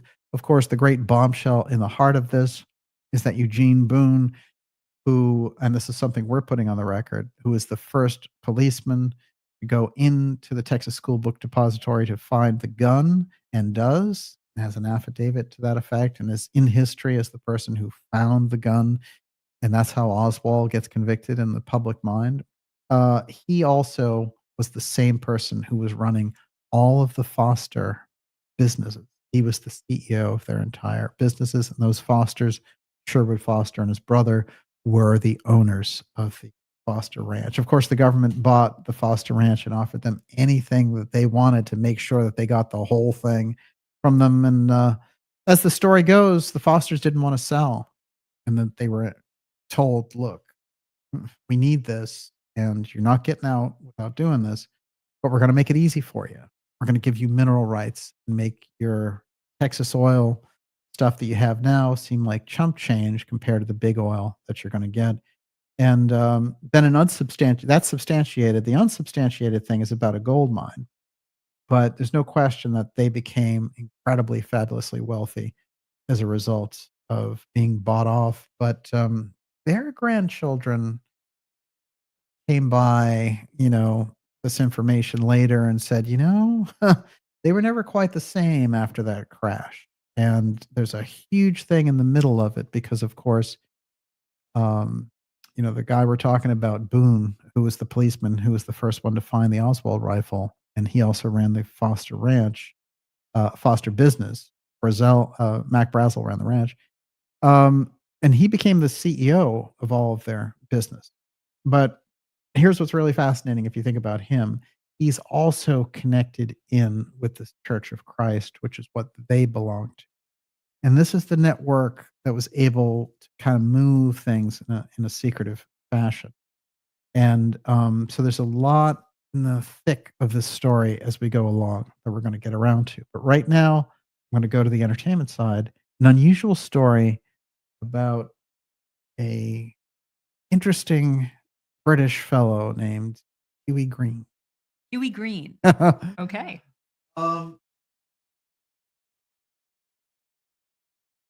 He is so interesting, and this goes into such places that you're not going to believe it. But first of all, let's get a handle on our friend Huey.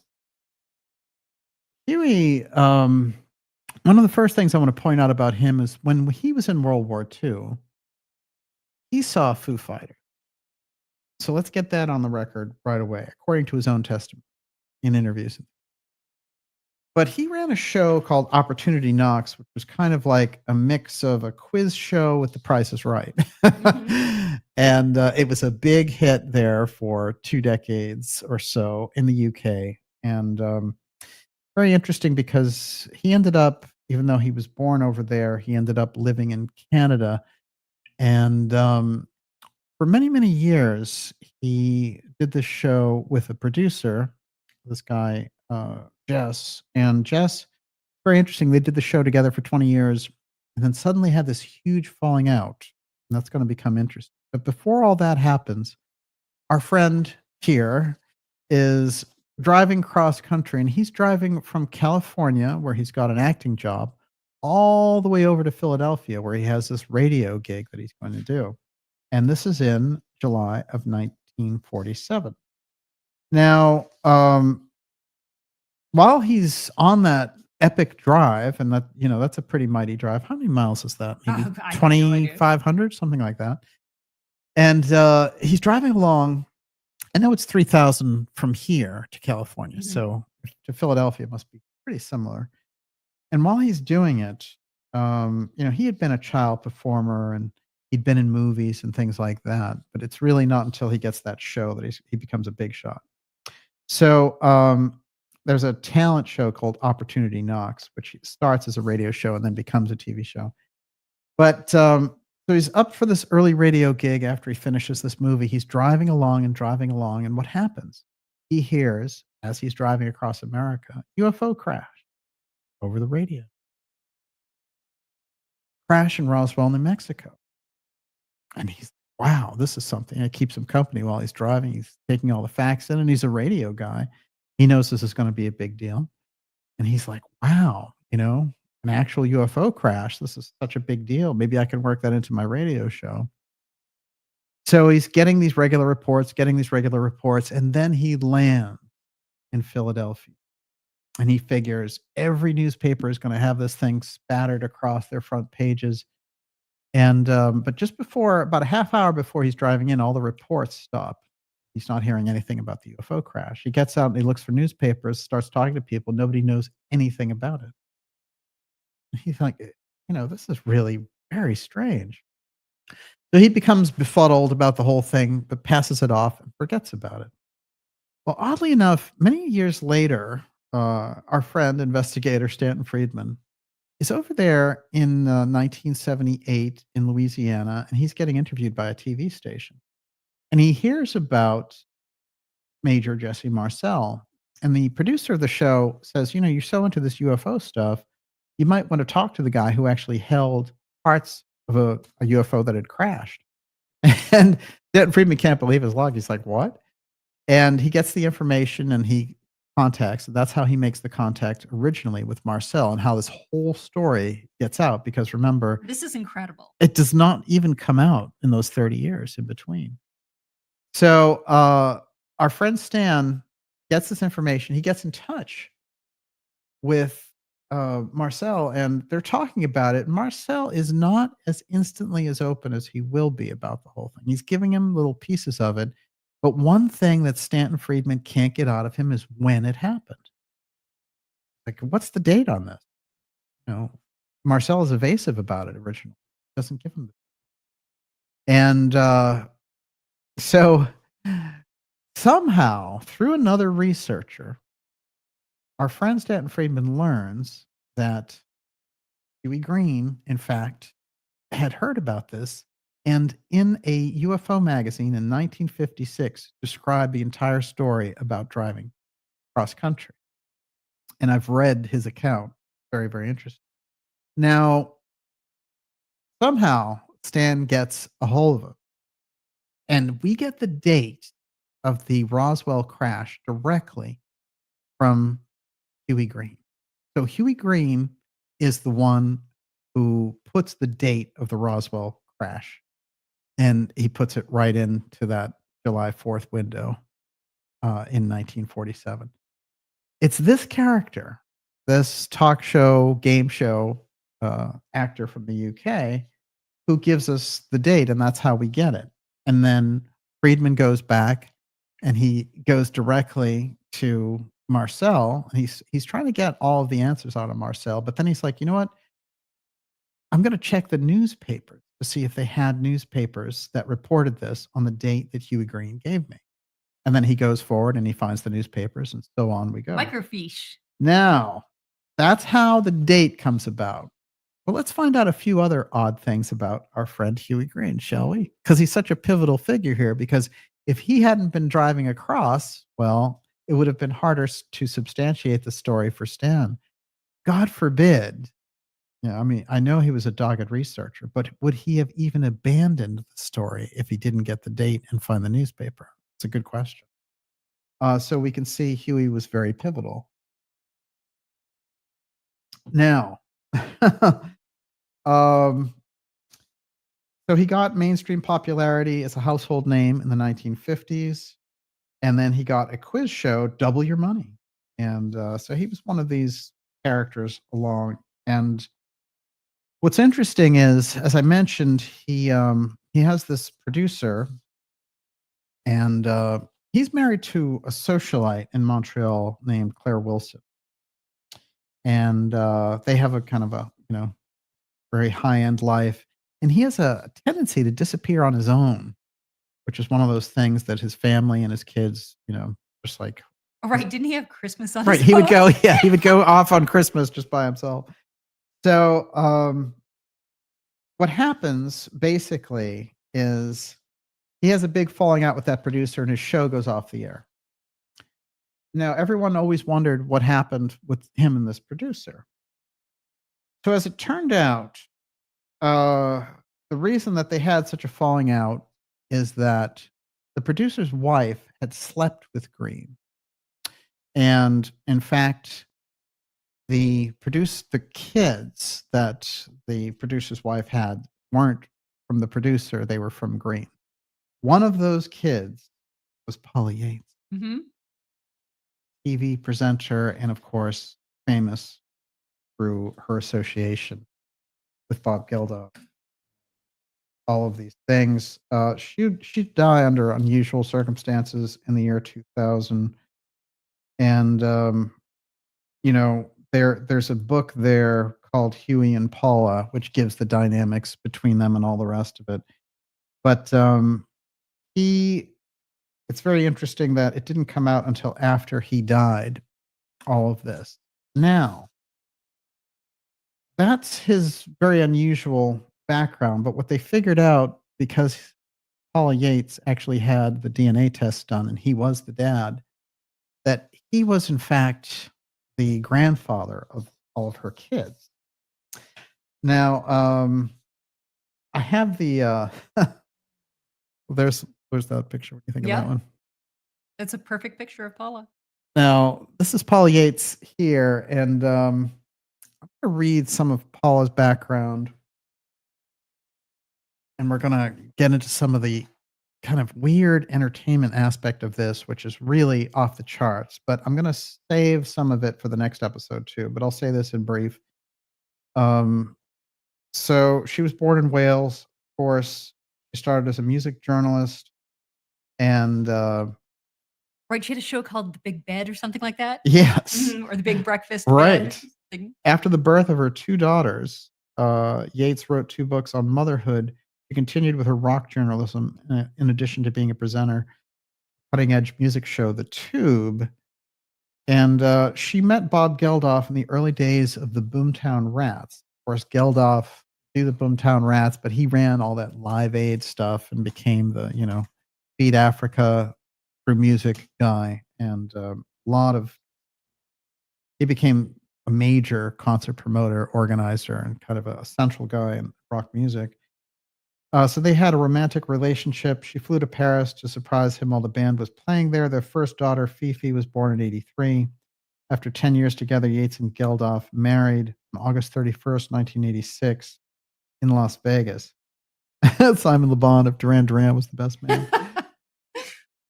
So she meets the NXS singer and basically, Michael Hutchins, and she reportedly, the road manager of NXS asked her to leave Michael Hutchins alone. So he obviously sensed something going on.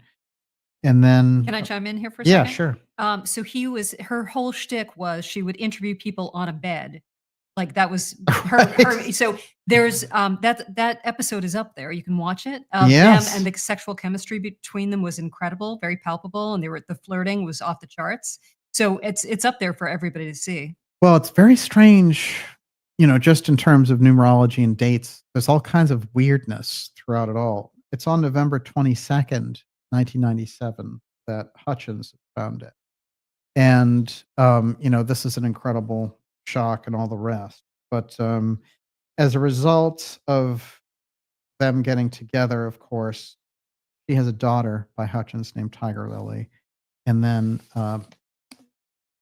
unfortunately, through a series of kind of tragic things, she dies of an overdose. And she's only 41 years old. And, there's the whole thing about her kids, and then Geldof, who had already gotten custody of the daughters, gets custody of her child with Hutchins and all the rest. And this is how this goes. It's very interesting to me, aside from the tragic aspect around this as we're looking at it, that there's a strange mystical thing and also a UFO thing around the Geldofs, including the fact that Pixie Geldof, she has this whole thing about, I saw a UFO in Rome, and then she went into this whole thing about creating this, communication with UFOs, and was seen in all these articles talking about this. I thought it was interesting because her sister, who died, Peaches Geldof, she also died of a drug overdose, which is another tragedy in that whole thing. And getting to the bottom of this isn't about exploiting any of their tragedy. It's to really understand, some of the pressures of that environment. But then the crisscross around the more mystical aspects with this and the kind of UFO side is fascinating. Peaches Geldof has signed up to Aleister Crowley's sex cult OTO. The celebrity tweeted a picture. This is from Daily Mail. And celebrity tweeted a picture of one of the cult's books, has inked the initials on her body too. And she did, in fact, have an OTO tattoo. But she talked about UFOs. And she's involved with Crowley and all the rest. Before her death, very untimely death at the age of 25. And again, those are very, very tough family tragedies. Part of it, they say, is that she never got over her own mother's death. But again, for me, and just looking at the, sweep of UFO pieces, along with her dad being involved with the Roswell dating, and then we take it into these types of arenas. It's very, very strange indeed, the more we go in. And in the next episode, I'm going to go deeper on that entertainment aspect, but I want you to keep it in mind as part of this, Um, that is actually a picture of Yates getting married to Geldof, and I love that picture. the person there, sitting there, of course, is David Bowie. Taking up a lot of space. And Bowie, of course, with his own very interesting. Bowie ran a UFO newsletter for 4 years in the 1960s. He was in his teens while trying to make it big. And of course, so many of the themes along Bowie's work all have to do with space, from Ziggy Stardust to Major Tom and beyond. And his own kind of interesting obsession with the fact that when he goes to make The Man Who Fell to Earth, where do they make most of it? They make it in Roswell, oddly enough. Let's go even deeper on the entertainment side before we move to your question. Are you going to mention Dennis Davis? Yes. Yeah, that's where I'm going next. All right.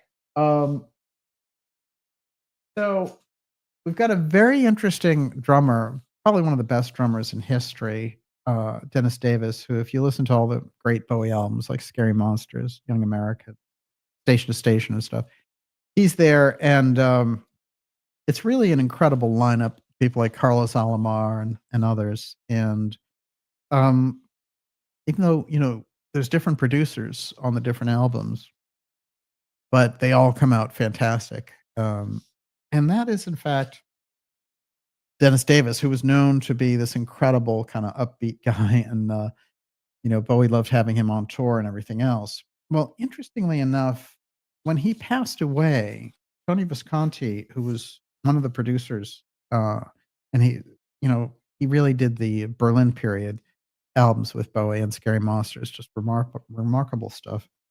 But when he's talking about it, it's very interesting because he says Dennis Davis has passed away. He was one of the most creative drummers I've ever worked with. He came into David Bowie's life when we recorded some extra tracks for Young Americans and stayed with us through Scary Monsters and beyond.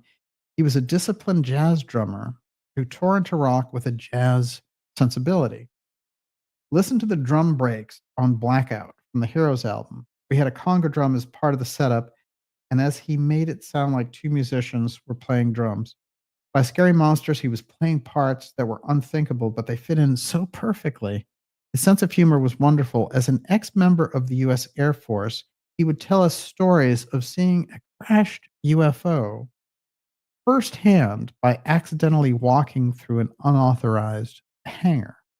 There will never be another drummer, human being, and friend like Dennis, a magical man. Now, Dennis was a fantastic drummer, as he said, but let me tell you this. When you go into his history and you see where he was in the Army and stationed, he was stationed in, he may have been stationed in other places, by the way. The one that I found was in Texas. And I just found it interesting in terms of the wreckage, as we know, which originally went from the Roswell crash to Fort Worth and then supposedly went on to Wright Field in Ohio. The fact that he had seen a UFO comes up in about 3 or 4 different accounts. And it came up, this is very interesting because that's at the end of his life. Here's an interview 20 years earlier where Visconti is talking and he's giving all these kind of answers in kind of a Yahoo chat, very early on. And so they're asking him questions here and they say, how do you choose your music projects and all the rest? Have you ever worked with John Lennon? And the answer was no. But then he has a very interesting conversation here where he mentions back here that Dennis Davis had told them about seeing an alien spacecraft. So what happens is the questioner says, do you believe in aliens and do you believe they visited the Earth as you say on your website? Have you ever had an alien talk with Bowie? Bowie, of course, was still with us then in 2000. Visconti. No, but we were entertained by stories that Dennis Davis would tell us when we were making low. When he was in the Air Force, he accidentally walked through a restricted hangar and saw a crashed up alien spacecraft. He was ordered to leave immediately and not to say a word about it. Well, it's absolutely fascinating when you get into this because you're going to find that a number of people, whether you're Colonel Corso or Dennis Davis, have seen these crashed UFOs or have seen bodies or whatever. And by a kind of extension there of humanity, we all have. I've pointed this out before.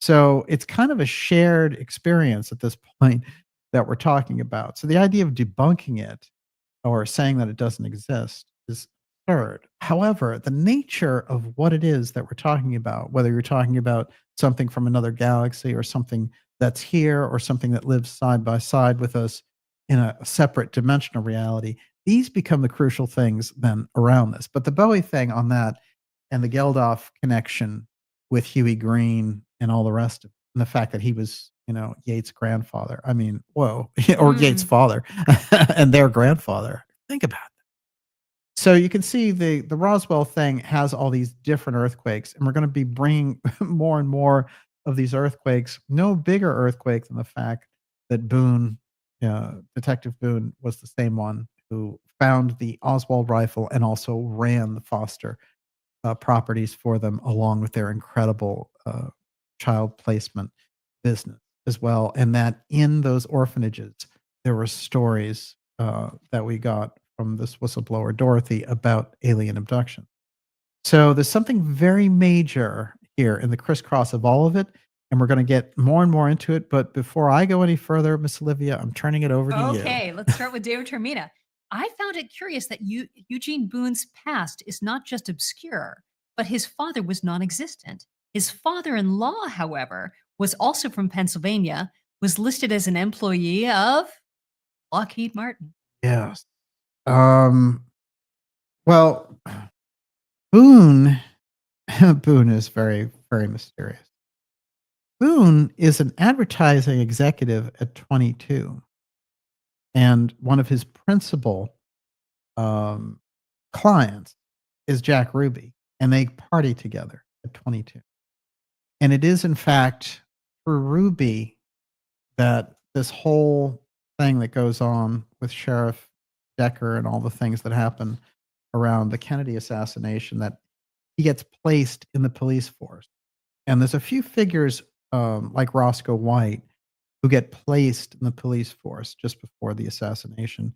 So the fact that when the assassination happens, Boone is only 24 and had been an ad executive and apparently successful at 22, how does that leapfrog into, unless for opportunistic reasons, or somebody is manipulating him into that position of history where he's going to find the rifle and where he's going to go work for Foster. So somebody is controlling the movements there in the background. And the fact that he's there, with Ruby in this kind of twilight of the whole thing. And he was in the public eye very much. As a matter of fact, and they will do this with certain figures. It's not like when there's a group in the background moving you into position, they're going to keep everything hidden. They might make you very, very public. Think of Oswald. They're putting him on in New Orleans in the summer before the assassination, and they're saying, they're setting him up in these TV spots where he has to go defend the fact that, he's a Marxist who wants free trade with Cuba and Castro and all that.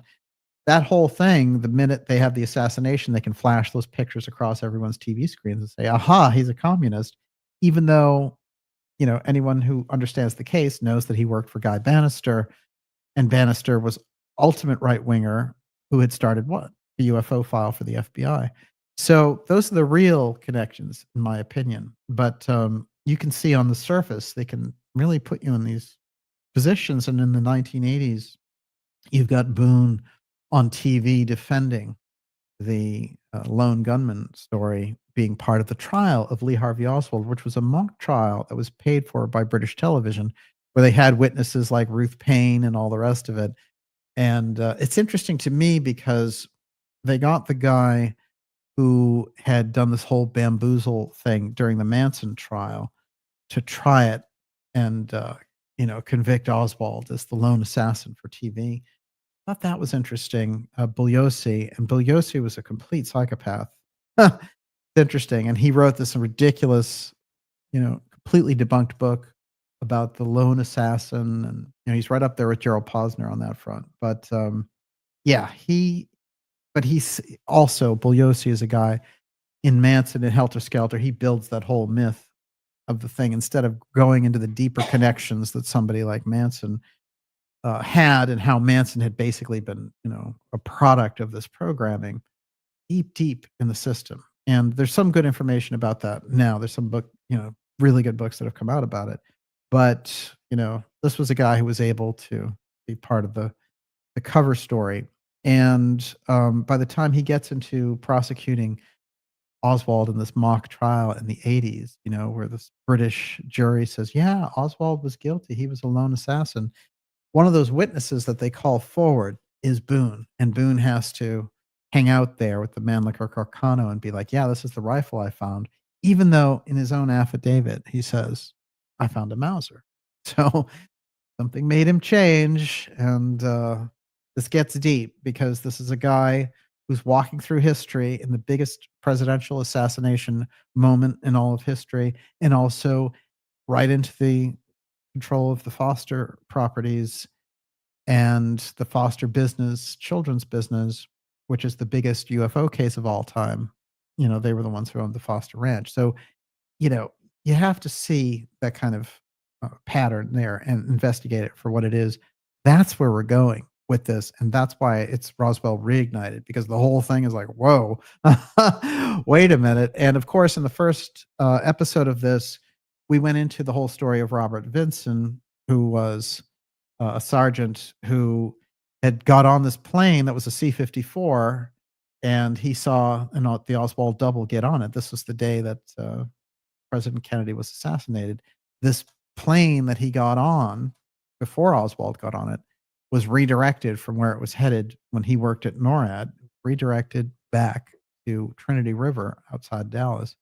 And this Oswald lookalike got on, and then they landed very unceremoniously, didn't say anything to him, ran off the plane. And he's like, where am I? And he gets off and he walks over to this, MP in an office with a light around dusk. And he said, what's going on here? Where am I? He said, don't you know you're in Roswell Airfield? So a direct crossover with the Roswell incident and the Kennedy assassination in both of these figures. And you can see how deep this is going to go as we get along here. Everyone, you're watching the Dark Journalist Show. It's Roswell Reignited 2. We're going deep with you in UFO Files, Secret Witness. Whew. Now we're taking your questions. Miss Olivia, you're up. Let's go aliens. All right. I've got to bind a bunch together here. All right. David Chimina, DJ, do you suspect the bodies found at the Roswell crash were related to the Atlantean story about automatons? Ultra Heat Seeker says, if consciousness can be uploaded to these biological drones, what are the real aliens? Oldest Dirt says, I'm old enough to remember early documentaries of Roswell. There was an old undertaker that said the military men told him to get or / prepare child-sized coffins. Yes. And oh, yeah. Debbie C says, where do you think the alien interview fits in with this? The book the nurse wrote about interviewing the living alien from the Roswell crash. Yeah, I don't think any of the interview with the alien stuff, certainly there was communication that was attempted, if they had one that was alive. But I don't think any of that has really come out. So I would say anything along that line we don't have. But the Undertaker, of course, in that story said that the base had called him and asked him and said, we need these child coffins, and do you have something that can be hermetically sealed? And then he said, how can we keep the bodies, and but they said that they were children's coffins and that they needed them for children. And whenever you hear accounts of these aliens, of course this would happen in succession for years and years, but the Roswell aliens were said to be about 4 feet tall with large heads and almond-shaped eyes. They're the original kind of crash grays with the overalls, the coveralls and everything else. The only other thing I would say that comes up is, there seems to be, in relation to a number of these stories, when it comes to the Men in Black, that whole piece about the fact that people would identify them as Asian. And when I took John Keel's work and hardcore went into it, one of the things that he put across was that whole thing about the Sami And that when he wanted to find out exactly what the Men in Black looked like, and he would show them pictures of all these different types, Anglos, Russians and Spanish people and everything else. And when they got to the Sami, they would go ping. That's it. And it's very interesting. He said, "Oh yeah, it wasn't that it was 20% or 30% or 50%. It was unanimous. They all went to the Sami pit." So the people who were being used for their incredible psychic ability were the Sami by the United States government, and that goes into the whole astral agency thing. But it does come up around the Roswell case as well. There's a Men in Black aspect there that's not talked about so much. It's mostly, threatening MPs and, um, you know, that kind of military aspect. But there are cases around it, um, where you see this Men in Black influence very early on. And it's interesting because so many of these cases, from the Kenneth Arnold story to the Maury Island story to the Roswell incident, they happen in the span of about 3 weeks. So whatever it is that's taking place is going on in rapid succession. And that's why it doesn't add up to me that this is any kind of normal phenomenon or just a country with, a craft that's better than ours. This is something beyond we're ordinarily accustomed to. And I go back to the Cosmos Club because the Cosmos Club and the strange setup around the Cosmos Club, if you've seen the episodes that we've done on it, I think it's quite possible that the founder of the Cosmos Club may have run across either a group that were, operating side by side with humanity, who were very innovative, shall we say, scientifically, or he may have come across artifacts and archaeological piece around this, because he goes from, zero to hero pretty quickly. And the fact that he gets really, into the halls of DC and, all of these scientific groups contributing to him, and that he's able to map the Grand Canyon and everything else, from being a pretty obscure Civil War soldier who was stationed there in Cape Girardeau, of course, which would become famous 80 years later from the first major UFO crash in 41. We've got something going on there. And I think when you get around stories like Charles Hall and the Tall Whites thing, somebody might say, well, he doesn't have any evidence for it, or whatever it happens to be. I'll tell you, it's interesting. Even if it was an attempt to see how people would operate side by side with something that they presumed was alien, um, there seems to be something in that story that lends itself to what we're discussing. And in that case, the Tall Whites, they were hanging out there at Nellis Air Force Base side by side. And, for some reason, when this story came up, I was thinking about how, in the work that I've done, I've thought about where would you have this kind of UFO Bilderberg, and it was the Cosmos Club that became in the center of my research around that. But it's very interesting, damn interesting, that all whites, you know, being part of maybe a culture that was here for a long time, that could be something that the founders of the Cosmos Club ran across. So you could be looking at a technological nexus that goes back there, and that could be who we're dealing with at Roswell as well. So, off-worlders, um, deep, deep inner Earth types, whatever it happens to be, you're dealing with something. And somebody mentioned automatons and the Atlantis part. Look, Casey is very, very explicit about how advanced scientifically we were in the Atlantean period. And he goes directly to what? Not just to flight, where we're flying around, in these great altitudes, which he certainly talks about. He talks about us flying through things in that period. So, that's transmutation, that's going through matter. So there's a number of things to consider when we get around the subject. Yes. Okay, so let's talk about the different crash sites. Champ BC says 3 crash sites: debris field at the ranch, ship crashed at Corona, St. Augustine escape pods? Question mark.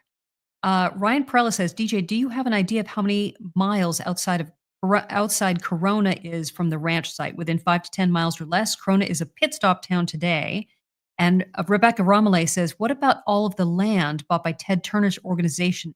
That Oh yeah. Well, there's there are weird things in relation to purchases, like the ranch, as we mentioned. Uh, the Prince of Liechtenstein, Mhm. he was involved in trying to purchase it, but instead he got them all together because he couldn't get his hands on the ranch. He got all of the living witnesses together in 1990, and that's where all that video testimony comes from, the prince. So, this is someone who knew a great deal.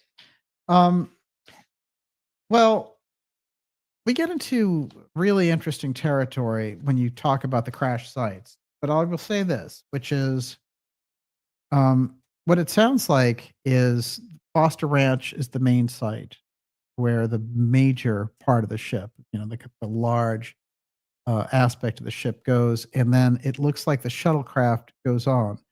Ultimately, a lot of these Roswell researchers talk about 3 sites, but it seems to me that it's the first site, the Foster Ranch, and then the second site is, according to Stanton Friedman, it was a couple of miles northwest, so not far.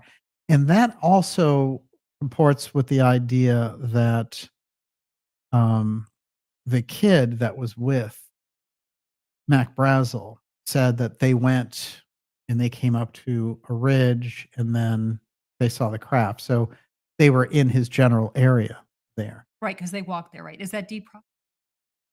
Yes. Okay. And it's interesting too because, you know, some of these witnesses wouldn't talk.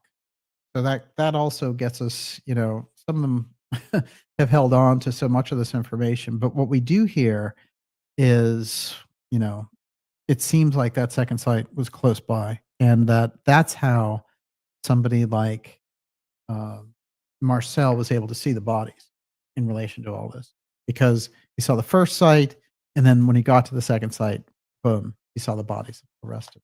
Those things were reported to him. Now, there are viable reports from about 160 miles away west that that's the plains of St. Augustine. And it's interesting to me because um, there are stories and reports there. So it could be 3, but it seems like the first 2 are bona fide and the third one is open. One of the things we need to keep in mind about Marcel himself is that he said the debris that I saw was not of this world. Thinking about him saying that, you know, we know that his family would say, "Oh yeah, he talked about bodies with us." They went on the record about that. So Marcel told them at the end of his life that this was about seeing actual alien bodies. He did not, as part of his service, see that part as necessary, but he did see the part about saying it wasn't a weather balloon as part of, having to challenge his security oath.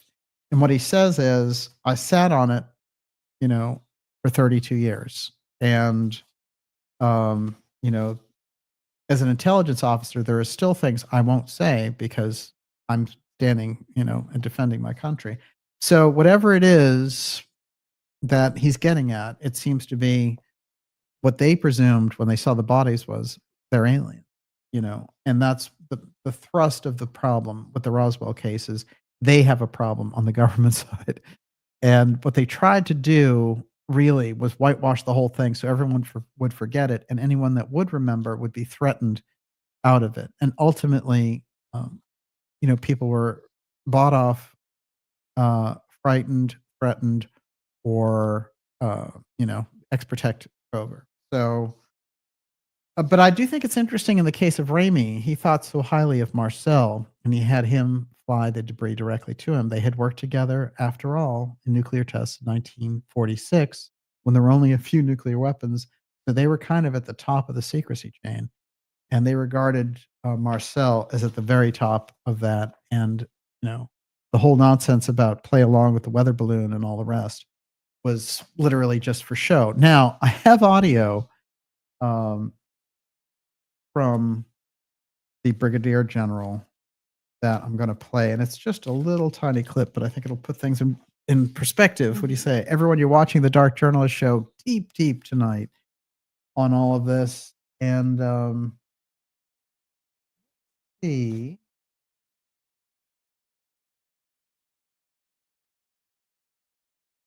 So Thomas Dubose, here's a little more background on him. Retired from the U.S. Air Force in '59 with the rank of brigadier general. Served as chief of staff to Brigadier General Roger Ramey. Commander 8th Air Force at Fort Worth, the rank of colonel, was ordered by General Clements McMullen, Deputy Commander, Strategic Air Command, to have the debris flown to Roswell, from Roswell to Fort Worth, then on to the Pentagon. McMullen said he would send the material by personal courier to Benjamin Chidlaw, Commanding General of the Air Materiel Command in Wright Field, later Wright Patterson. Dubose says the weather balloon explanation was a cover story and the entire operation was conducted under the strictest secrecy. Now, here's just his little clip at the end of his life. And of course, I read his affidavit already, but I think the little, the tone of voice gives us a hint there. So I'm just going to play this. Let's see if everyone can.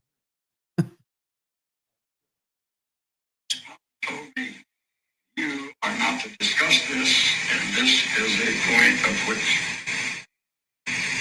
this is more than top secret, as he said. It's beyond that. It's within my priority as deputy to George Kennedy, and he in turn responsible. But this is the highest priority you can give, and you will say nothing.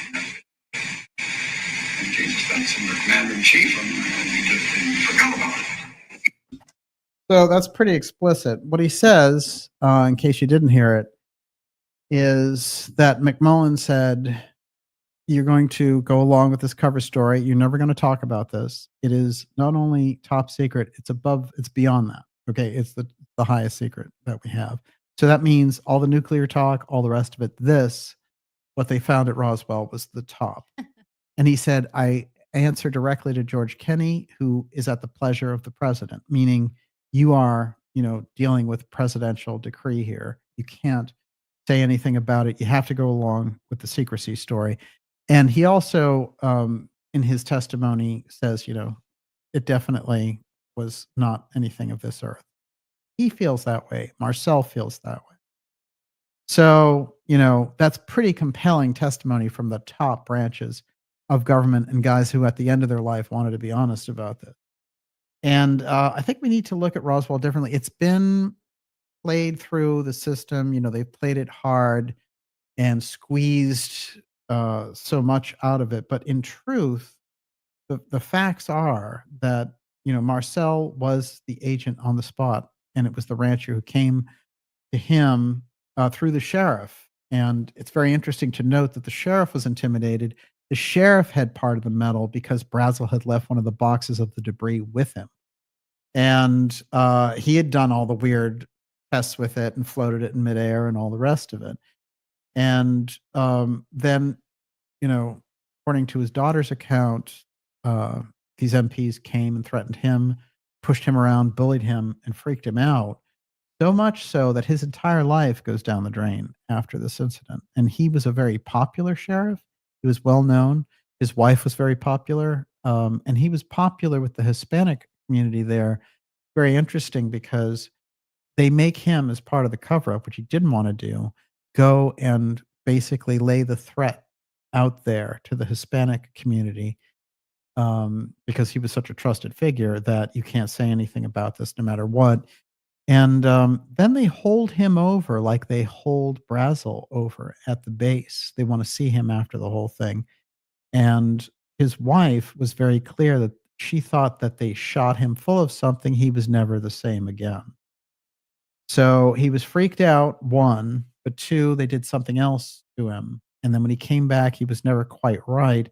And in fact, a little while after that, he goes into a mental institution, and his life really unravels, and he dies in that pivotal year, 1963. So again, the Roswell incident, not very good for some people, including Sheriff Wilcox there. And according to his daughters, he knew very well it was not a weather balloon. And he lived in this state of kind of paranoid panic where he was always checking windows and looking who was behind him and seeing who was coming in and all the rest of it. It's very odd because there's a whole fascinating story about his wife, and she was a little brassier, I guess, because she didn't get the talking to that he did. And she was like, he's like, I'm not going to run for sheriff. I'm out, I'm done. Like, this has been too much for me. And she goes, I'll run. And she runs for sheriff and she almost wins. But what's weird is the daughters, when they give their testimony later, they said, she tried to write an article about this in the 50s, and somehow it didn't get out. And she said, I remember very distinctly that around 1979, 1980, when the story circulated, that my mother tried to get it published through Reader's Digest, and they said, no, no, no, it's not for us. We're not going to touch this. So, but in that, article, she said, my husband came with this story, and it was about a crashed flying saucer and all the rest. So this is what we have there, which is a number of these people were just shut down, and they were right in the heart of the whole thing.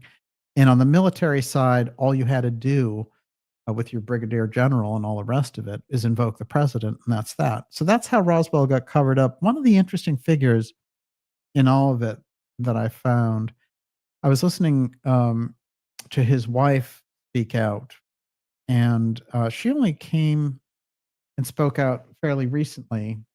The guy's name was Saunders, and one of the interesting things that he had to say, that she had to say about him, is his work, his project for them was to go and change the records of who was actually on duty and all that stuff. So when people went back and looked at it, it would look like a scrambled egg mess and you wouldn't go anywhere near it. Well, in fact, when it came out in 1995, when they were doing the Roswell case closed, the government says it was Project Mogul and all that. They were like, oh, all the records, don't support the story, or they've been destroyed, or whatever it happens to be. So this is how the cover-ups happen. And of course, they did that in the Kennedy case. They do it in every high-profile case where they want to keep the secrecy wall intact. And this is the nature of the problem that we're up against. Yes. Stefan Vanderlaan, how did Colonel Philip Corso survive and even write a book about it? Well, Corso had the protection of General Trudeau, and Trudeau really put him in the right place at the right time. It's also interesting to note that Corso, according to his own testimony, briefed the Kennedys, Bobby and Jack, and that on the UFO issue during the whole presidency on a monthly basis. That's a regular basis. So they trusted him for that kind of interaction. If he didn't do it directly with John, he would do it with Bobby. So if you look at his history and the different places that he was in and all the rest of it, Corso checks out so well that I've always had problems with the whole thing about what people said about him, what he said was too outlandish or whatever. The book is a different story because he had a co-author who may have, spread the truth a little too far. That's Bill Burns, but I think it's pretty understood. And what's weird is when he died, he was being sued by a number of government entities or people who were associated with the government who said, hey, what you said is a lie and all the rest of it, because he was really, what he said was so much more powerful in a sense than what we were getting in the dribs and drabs from the Bob Lazar type stuff. And again, I think the Lazar stuff, there are things to read into it. Like the fact that he said that, some of this UFO stuff they had found through archaeology. I think there are little threads in Lazar's stuff, but it was Stanton Friedman who pointed out just how disingenuous Lazar was about his own background and how sketchy and shady a background that he had, running a brothel and lying about his education and all the rest.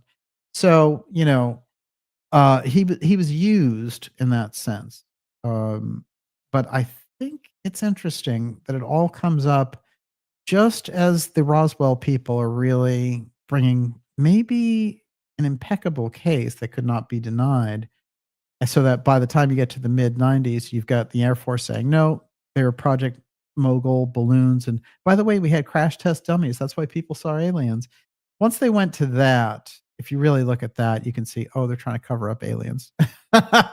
That's why there's no question in my mind that people saw alien bodies. There's too many, But what those bodies are, it doesn't mean space alien necessarily. It could be off-world visitor. It could be something here. And but certainly it's outside. It's something other for sure. All right, more questions, Miss Richard Olivia. Fretz. How much do you think President Trump knows about the Roswell ordeal? Was his uncle involved with the whole subject of UFOs and any possible Tesla connections?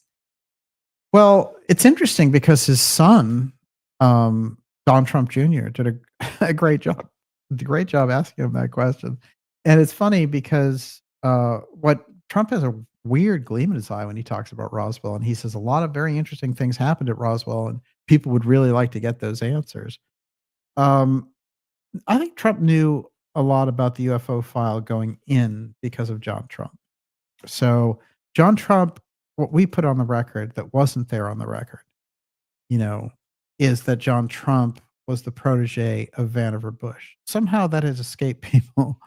And Vannevar Bush, if you read Sarbarker's account, who was the top physicist in the period of the early 1950s, and then got wiped out of history because he talked about the UFO file.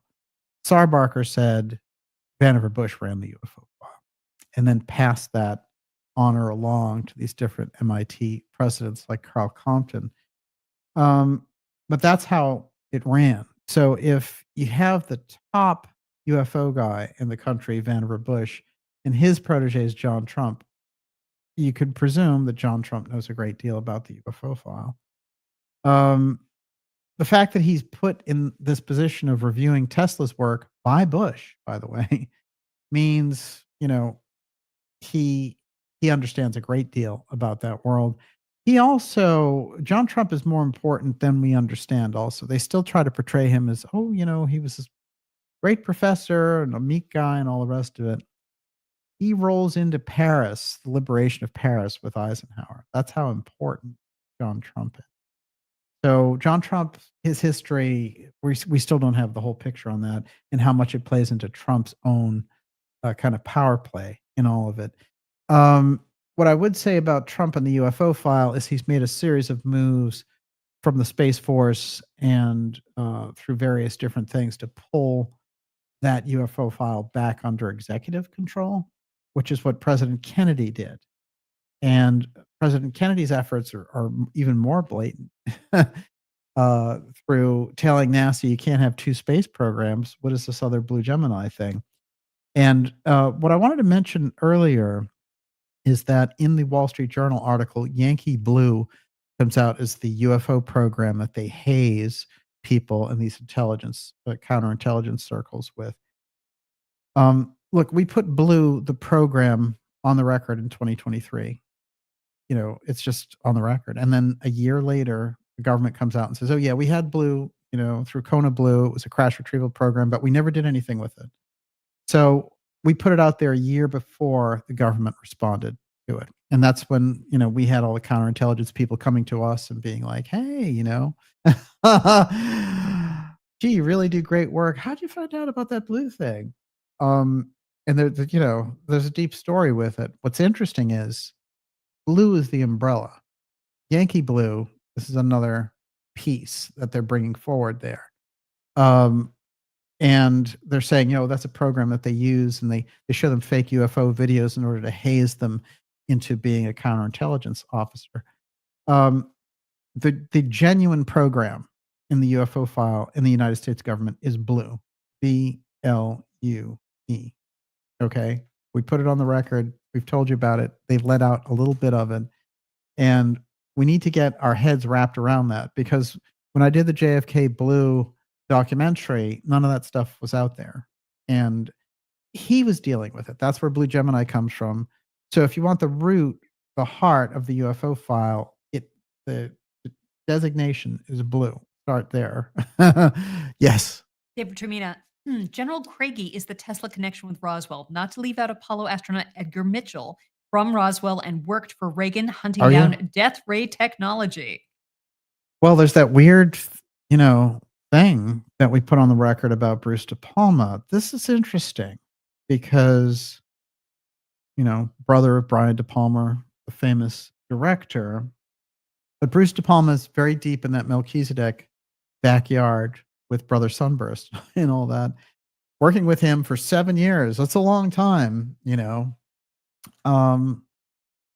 But what we find from De Palma is that when he came up with this N machine, which was a free energy device, that the person who's discouraging him and saying that he's going to be assassinated if he puts it out there is Edgar Mitchell. And also Edgar Mitchell offering him a pretty small sum to take control of the device and all the rest of it. The fact that he becomes a liaison from the CIA to threaten De Palma is interesting because, we have that guy who I've pointed out before who runs around and says, to the astronauts who went to the moon, all I want you to do is swear on the Bible you went to the moon. And, I've talked about the different aspects on this. But that guy, there's a whole thing about him going undercover, hanging out with Edgar Mitchell and his son. And then once he gets into their living room or whatever, he says, well, you swear on the Bible that you went to the moon. And they figure out, oh my God, it's this guy, And he says, how would you like the CIA to interrogate you? And, Edgar Mitchell starts threatening him with the CIA. So that lends a little more weight to what De Palma was saying. Somehow Mitchell and the CIA are simpatico. That's not good. Especially since he's a big consciousness guy and everything else. So that's kind of problematic.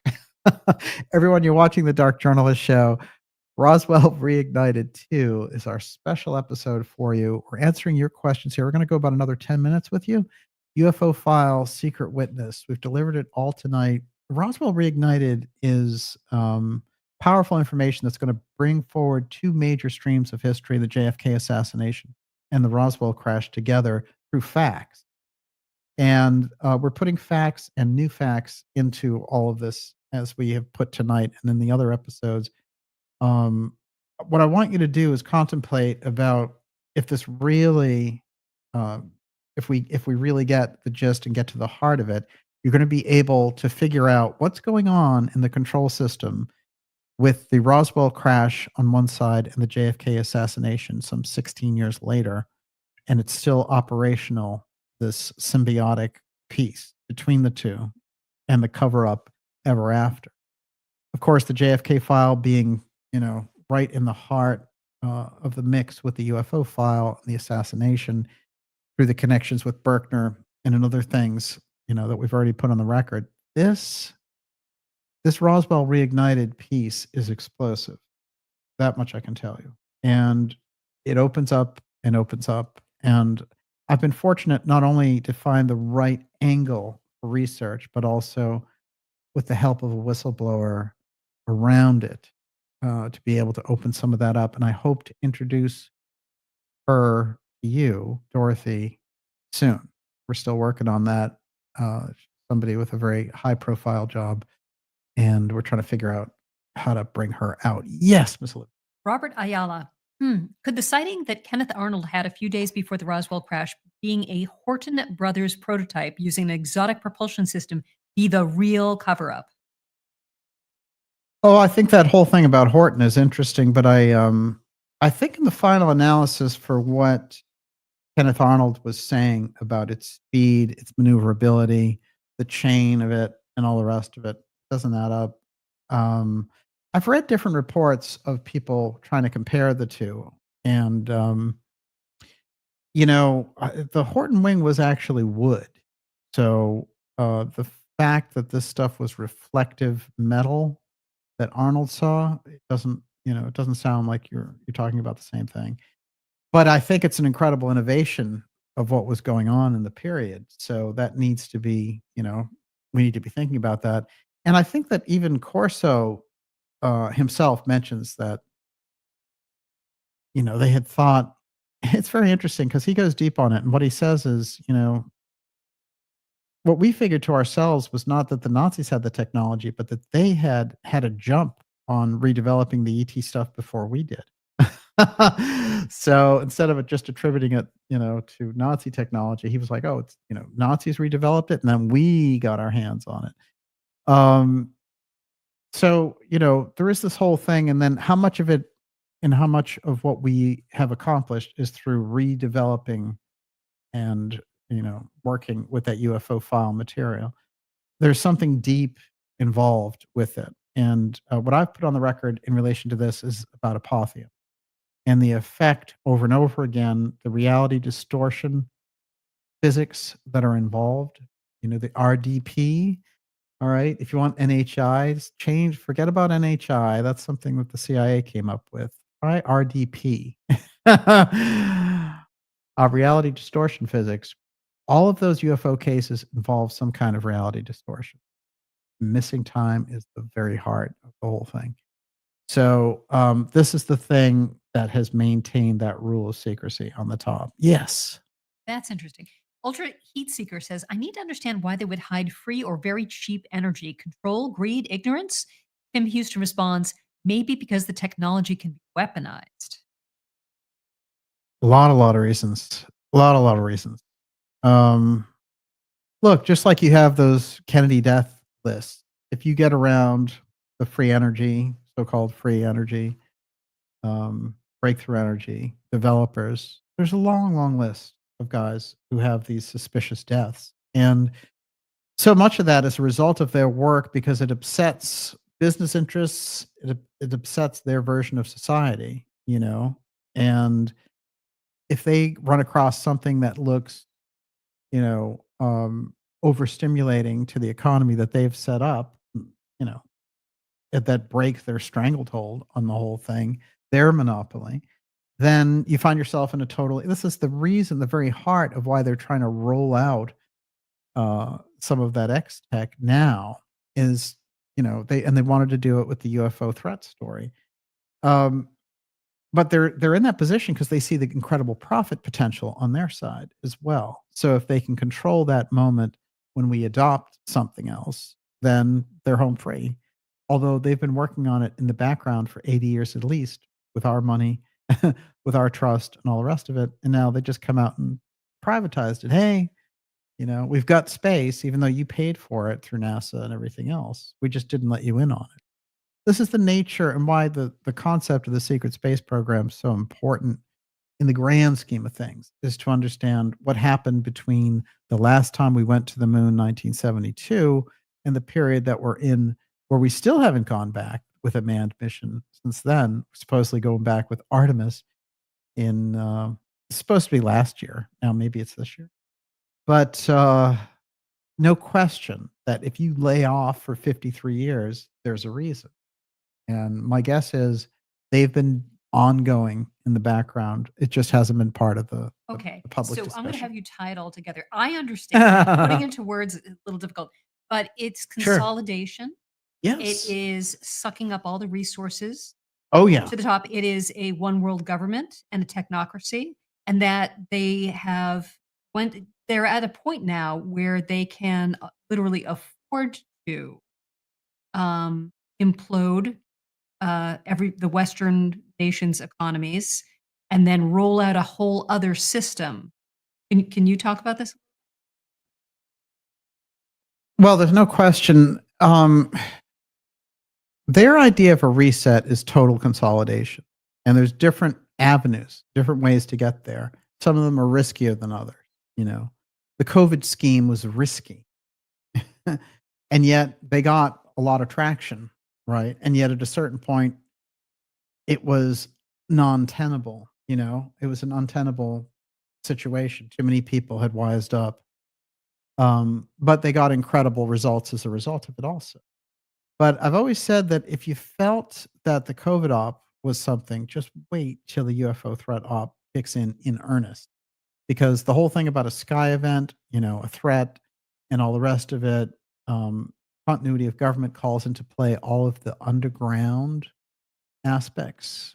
They become active, that underground government becomes active, and the surface government gets subverted by the Northcom commander, who's also the NORAD commander. So that's a system that's in place. Now, you could say, well, that hasn't happened yet. And you'd be right. And yet, COG was called right after 9/11, and we still live under the 9/11 emergency rules, which basically circumvent the Constitution. Uh, and every year, as part of the National Defense Authorization Act, what happens? The president, whether he's Trump or Biden or Bush or Obama, signs on the dotted line. So emergency powers is that aspect, and we have to get real with what they're going to do with it. And the UFO file is right in the heart of that. So that brings it together. The consolidation that they're trying to do through the transhumanism, through the biometric control, through the smart cities and all the rest of it. This is the technology that they have to roll out. The question is, how obvious can they be with it? And when we take a look at it, and we start to see their clone armies and stuff patrolling the streets, what are we going to do? So they need the timing on their side. And right now there should be a huge question about the ethics of the exploitation of the technology we have, especially with the fact that we know they've been working with AI for 40 or 50 years. So they're way ahead on this curve of what's going to happen with it. Everyone, you're watching the Dark Journalist Show. It's Roswell Reignited. We're going to take your last couple of questions here. I want to remind you, especially if you're new, go to darkjournalist.com and sign up for our newsletter. It's free newsletter, and it keeps us in touch through the haze of censorship that they've laid on us, because they don't want us having these kinds of conversations. Let's get real. And remember the whole thing about don't talk in the supermarket during COVID. Keep that 6 feet of distance, because if you talk to somebody, you might say, hey, wait a minute, is this a scam? I wanted to read, as we're kind of cruising into the end of this episode, Marcel's account of coming across the actual debris at the Brazel Ranch, just briefly, and then we'll take your last couple of questions. Okay. How does that grab you? Sounds good. All right. Here we go. Marcel. And I want to say this about Marcel. I think he was an incredibly brave guy. And I think he kept his oath, but he also knew humanity couldn't be served by, he felt incredibly betrayed by his government by having to support a lie for most of his life. And, he set himself right on the path there. Here's what he had to say. When we arrived at the crash site, it was amazing to see the vast amount of area it covered. It was nothing that hit the ground or exploded on the ground, something that must have exploded above ground. Traveling perhaps at a very high rate of speed, we don't know, but it scattered over an area of about 3/4 of a mile long, I would say, and very wide, several hundred feet wide. So we proceeded to pick up all the fragments we could find and load up our Jeep carryall. It was quite obvious to me from my familiarity with air activities that it was not a weather balloon, nor was it an airplane, nor a missile. What was it? We didn't know. We just picked up the fragments. It was something I had never, ever seen before. I was familiar with all air activities. By the way, he'd been a pilot, and a great pilot, since 1928. We loaded up the carryall, but I wasn't satisfied. I told Cavett, who was with me, who was a very kind of sketchy character, by the way, for the military, you drive this vehicle back to the base and I'll go back out there and pick up as much as I can and put it in the car, which I did, but we picked up only a very small portion of the material that was there, actually. One thing that impressed me about the debris that we were referring to is the fact that a lot of it looked like parchment. A lot of it had a lot of little members, I-beams with symbols that we had to call hieroglyphics. I could not interpret them They could not be read. They were just symbols, something that meant something, and they were all not the same. They were not all the same. The members that this was painted on, by the way, these symbols were pink and purple, lavender, actually. And these little members could not be broken, could not be burned. I even tried to burn that. It wouldn't burn. The same with the parchment we had. But something that is more astounding is that the piece of metal that we brought back was so thin, just like the tinfoil in a pack of cigarettes. I didn't pay too much attention to that at first until one of the GIs came to me and said, you know, the metal that was in there, I tried to bend the stuff and it won't bend. I even tried a sledgehammer. I can't make a dent in it. I didn't go back to look at it myself again because we were busy in the office and I had quite a bit of work to do. I'm quite sure that this young fellow would not have lied to me about that because he was very truthful, very honest guy. So at first I accepted his word for that. Beyond that, I didn't actually see him hit the matter with a sledgehammer, but he said, it's definite that it cannot be bent. It's so light that it doesn't weigh anything. And that was true. All the material that was brought up, it was so light that it weighed practically nothing. This particular piece of metal, I would say, was about 2 feet long or perhaps a foot wide. See, that stuff weighs nothing. It's so thin. It isn't any thicker than the tinfoil in a pack of cigarettes. So I tried to bend the stuff, but it wouldn't bend. We even tried making a dent in it with a 16-pound sledgehammer, and there was still no dent in it. I didn't have the time to go out there and find out more about it because I had so much other work. It's still a mystery to me as to what the whole thing was. Like I said before, I knew quite a bit about the material used in all of our air programs, but it was nothing I had ever seen before. As of now, I still don't know what it was. Incredible testimony. And, he would try to bend it, burn it, and dent it, whatever he could do. So there's something remarkable in that description right there that I think we can all relate to. And with that, Miss Olivia, your last question. Okay, this is the question. Ultra Heat Seeker, why are all the elites obsessed with eugenics? It seems partially to do with UFO interfacing and bloodlines. Oh, I think there's an incredible, incredible eugenics experiment involved with the whole UFO file phenomenon. Make no mistake about it. It's rich there in the literature. From John Mack to Linda Moulton Howe.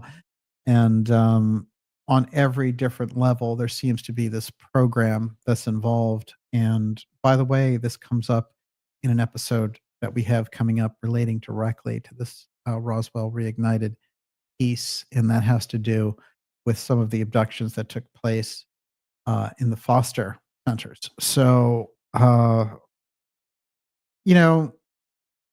obviously, there's a program there.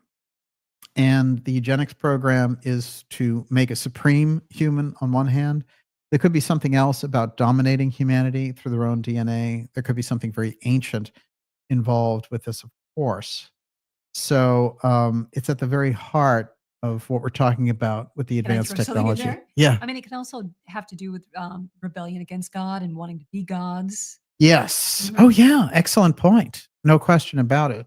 But it's at the very heart of the whole thing. And what I think when people talk about hybrids and seeing hybrid children and, this whole thing and how they're not perfected, how they have very thin hair or whatever it would happen to be, there's a hardcore program involved with this.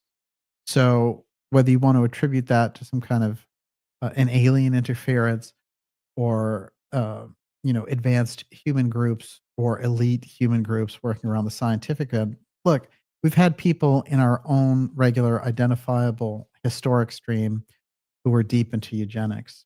The guy who set up Caltech, who we did the Sun King episode on, which is still one of my favorite episodes. These people have it, and they might on one level even think that they're doing God's work doing this. But there's something else involved, which is a scientific supremacy in the experiments that involved, and that goes into a kind of Mengele type thing, Well, it has to do with choice. Yeah. Versus Yes. force. Yes. And it's a simple thing, but it's everything. True. And it's interesting, since someone mentioned the automatons earlier, and that's a major aspect we brought out about the Casey work when he talks about the automatons and what the Atlanteans did. It's their interference in what he would call pollution that they're doing. And the pollution is in creating a cyborg entity that incorporates maybe human aspects, animal aspects, and technological mineral aspects. So it's a violation of the nature of spiritual development. And so what you're doing there is, you're playing God, and that's what the Atlanteans did. And so, the idea that we're coming back and facing ourselves again in this kind of Atlantean face off with the technology again leads us to that same moment. Once again, which is, are you playing God? Um, are you being gods, as it were, or are you developing spiritually? So this is the thing over and over again. And what we find, just like with so many of the groups around the secret societies, around that aspect of the mystery school, what they're doing is they're trying to find a way to go up that tree of life with avoiding the spiritual mastery. And supposedly they've figured out that there's a formula to do that. And that's where so much of what we're seeing now, including the whole piece around the worship of the androgyne and this whole thing, the androgynous aspect. Not to say that someone who would choose multiple lifestyles would have any kind of corruption to it. I'm talking about as a program for humanity, as opposed to individual choices for things.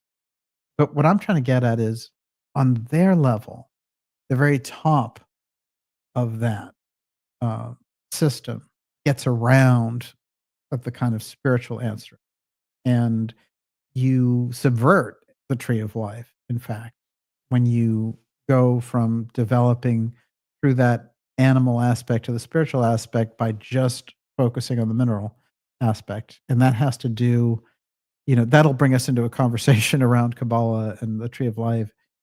But there's a very, very deep occult purpose, shall we say, towards that kind of eugenics and tampering, which gets to, the very heart of creation and humanity and Ahriman and all the rest. So you can tell it's a deep question, and I appreciate it. In the ideas room, this is what we wait for. And with that, Miss Olivia, we are up for tonight. All right. What do you got? So, Eurythmy is fun. CC, Les Scott, Descat Rock, Quantum Paradox, Roosevelt Media News, Stefan Vanderlaan, Jessica Rodriguez, Stephen Spencer D.O., Terry Doherty, Donna Marie Farrell, Stephen, Debbie McAdoo, W. Ross, Richard Adams, Eurythmy is fun again, Mark Lingerfeld, Sights and Sounds. Thank you so much for your generous super chats. That's fantastic. Wow. We appreciate your support, and to all our subscribers and supporters, we couldn't do it without you. And thank you so much. It makes a huge difference for us to be able to bring you these reports and have that backup. It's interesting in the Kecksburg case, of course, we've got hieroglyphs as well. So Jesse has direct support for his hieroglyphs in that case, which happens some 18 years later in Kecksburg, Pennsylvania. Of course, it's again a situation where a UFO crashes. People see it. Some people see fragments. Some people see hieroglyphs. The Army comes in and takes it away and then does a big cover story. And again, when we get to our friend, Jesse Marcel Sr., that's his drawing of the hieroglyphs. So a lot of great information and great people in the heart of this. And I can only tell you that the next episodes of Roswell Reignited, and reignite's a good word because they're very explosive, and I want you to be ready for that, in addition to what we're bringing forward for you here. When you see the connections as a whole, it's going to change the entire way we look at that history around the UFO file, around the JFK assassination, the Roswell incident, and then what we're actually sitting on top of here in the middle of 2025. It's going deep. Indeed. And maybe there's a reason why they canceled those UFO hearings after all. I'll do a couple of shout outs for you here. Let's see what we got. Tim Houston. Thanks, DJ and Olivia. Tim has been there for a couple hours before the show started. What time is it in Australia, Tim? That's the question. Thank you. Great show. Always appreciate genuine information. Thank you, Leo Persia. Sights and Sounds. Najat. Great to see you out there. Thank you for joining us. Wow. Donna Marie Farrell. Excellent. Thomas Ball, Corey Anderson, Empire of Light. Lance Lotlake. That's a great one. Hit the like button and share. Indeed. Well, I don't say it enough, and neither do you. Let's see. The Acorn, indeed. That's the Kecksburg Acorn. And, it's unnerving how close that is in general, just in a general way, to Moon. And also how close Moon was to where they attempted the assassination. Something very, very interesting and powerful in that part of Pennsylvania historically. Jessica Rodriguez, we appreciate all your hard work and dedication to bringing us the truth. Thank you, Jessica, for being out there. Much obliged. Love, love, love, love y'all, says Heather. Thank you, Heather. We love you too. Let's see. Project Redfoot. Synergy Conscious. Thank you, Olivia. Ideas from DJ. Such a great night. Thank you. Great to have you with us. And there's more coming here as we get up to the anniversary too. So watch out. Reigniters. We all are here of the Roswell incident.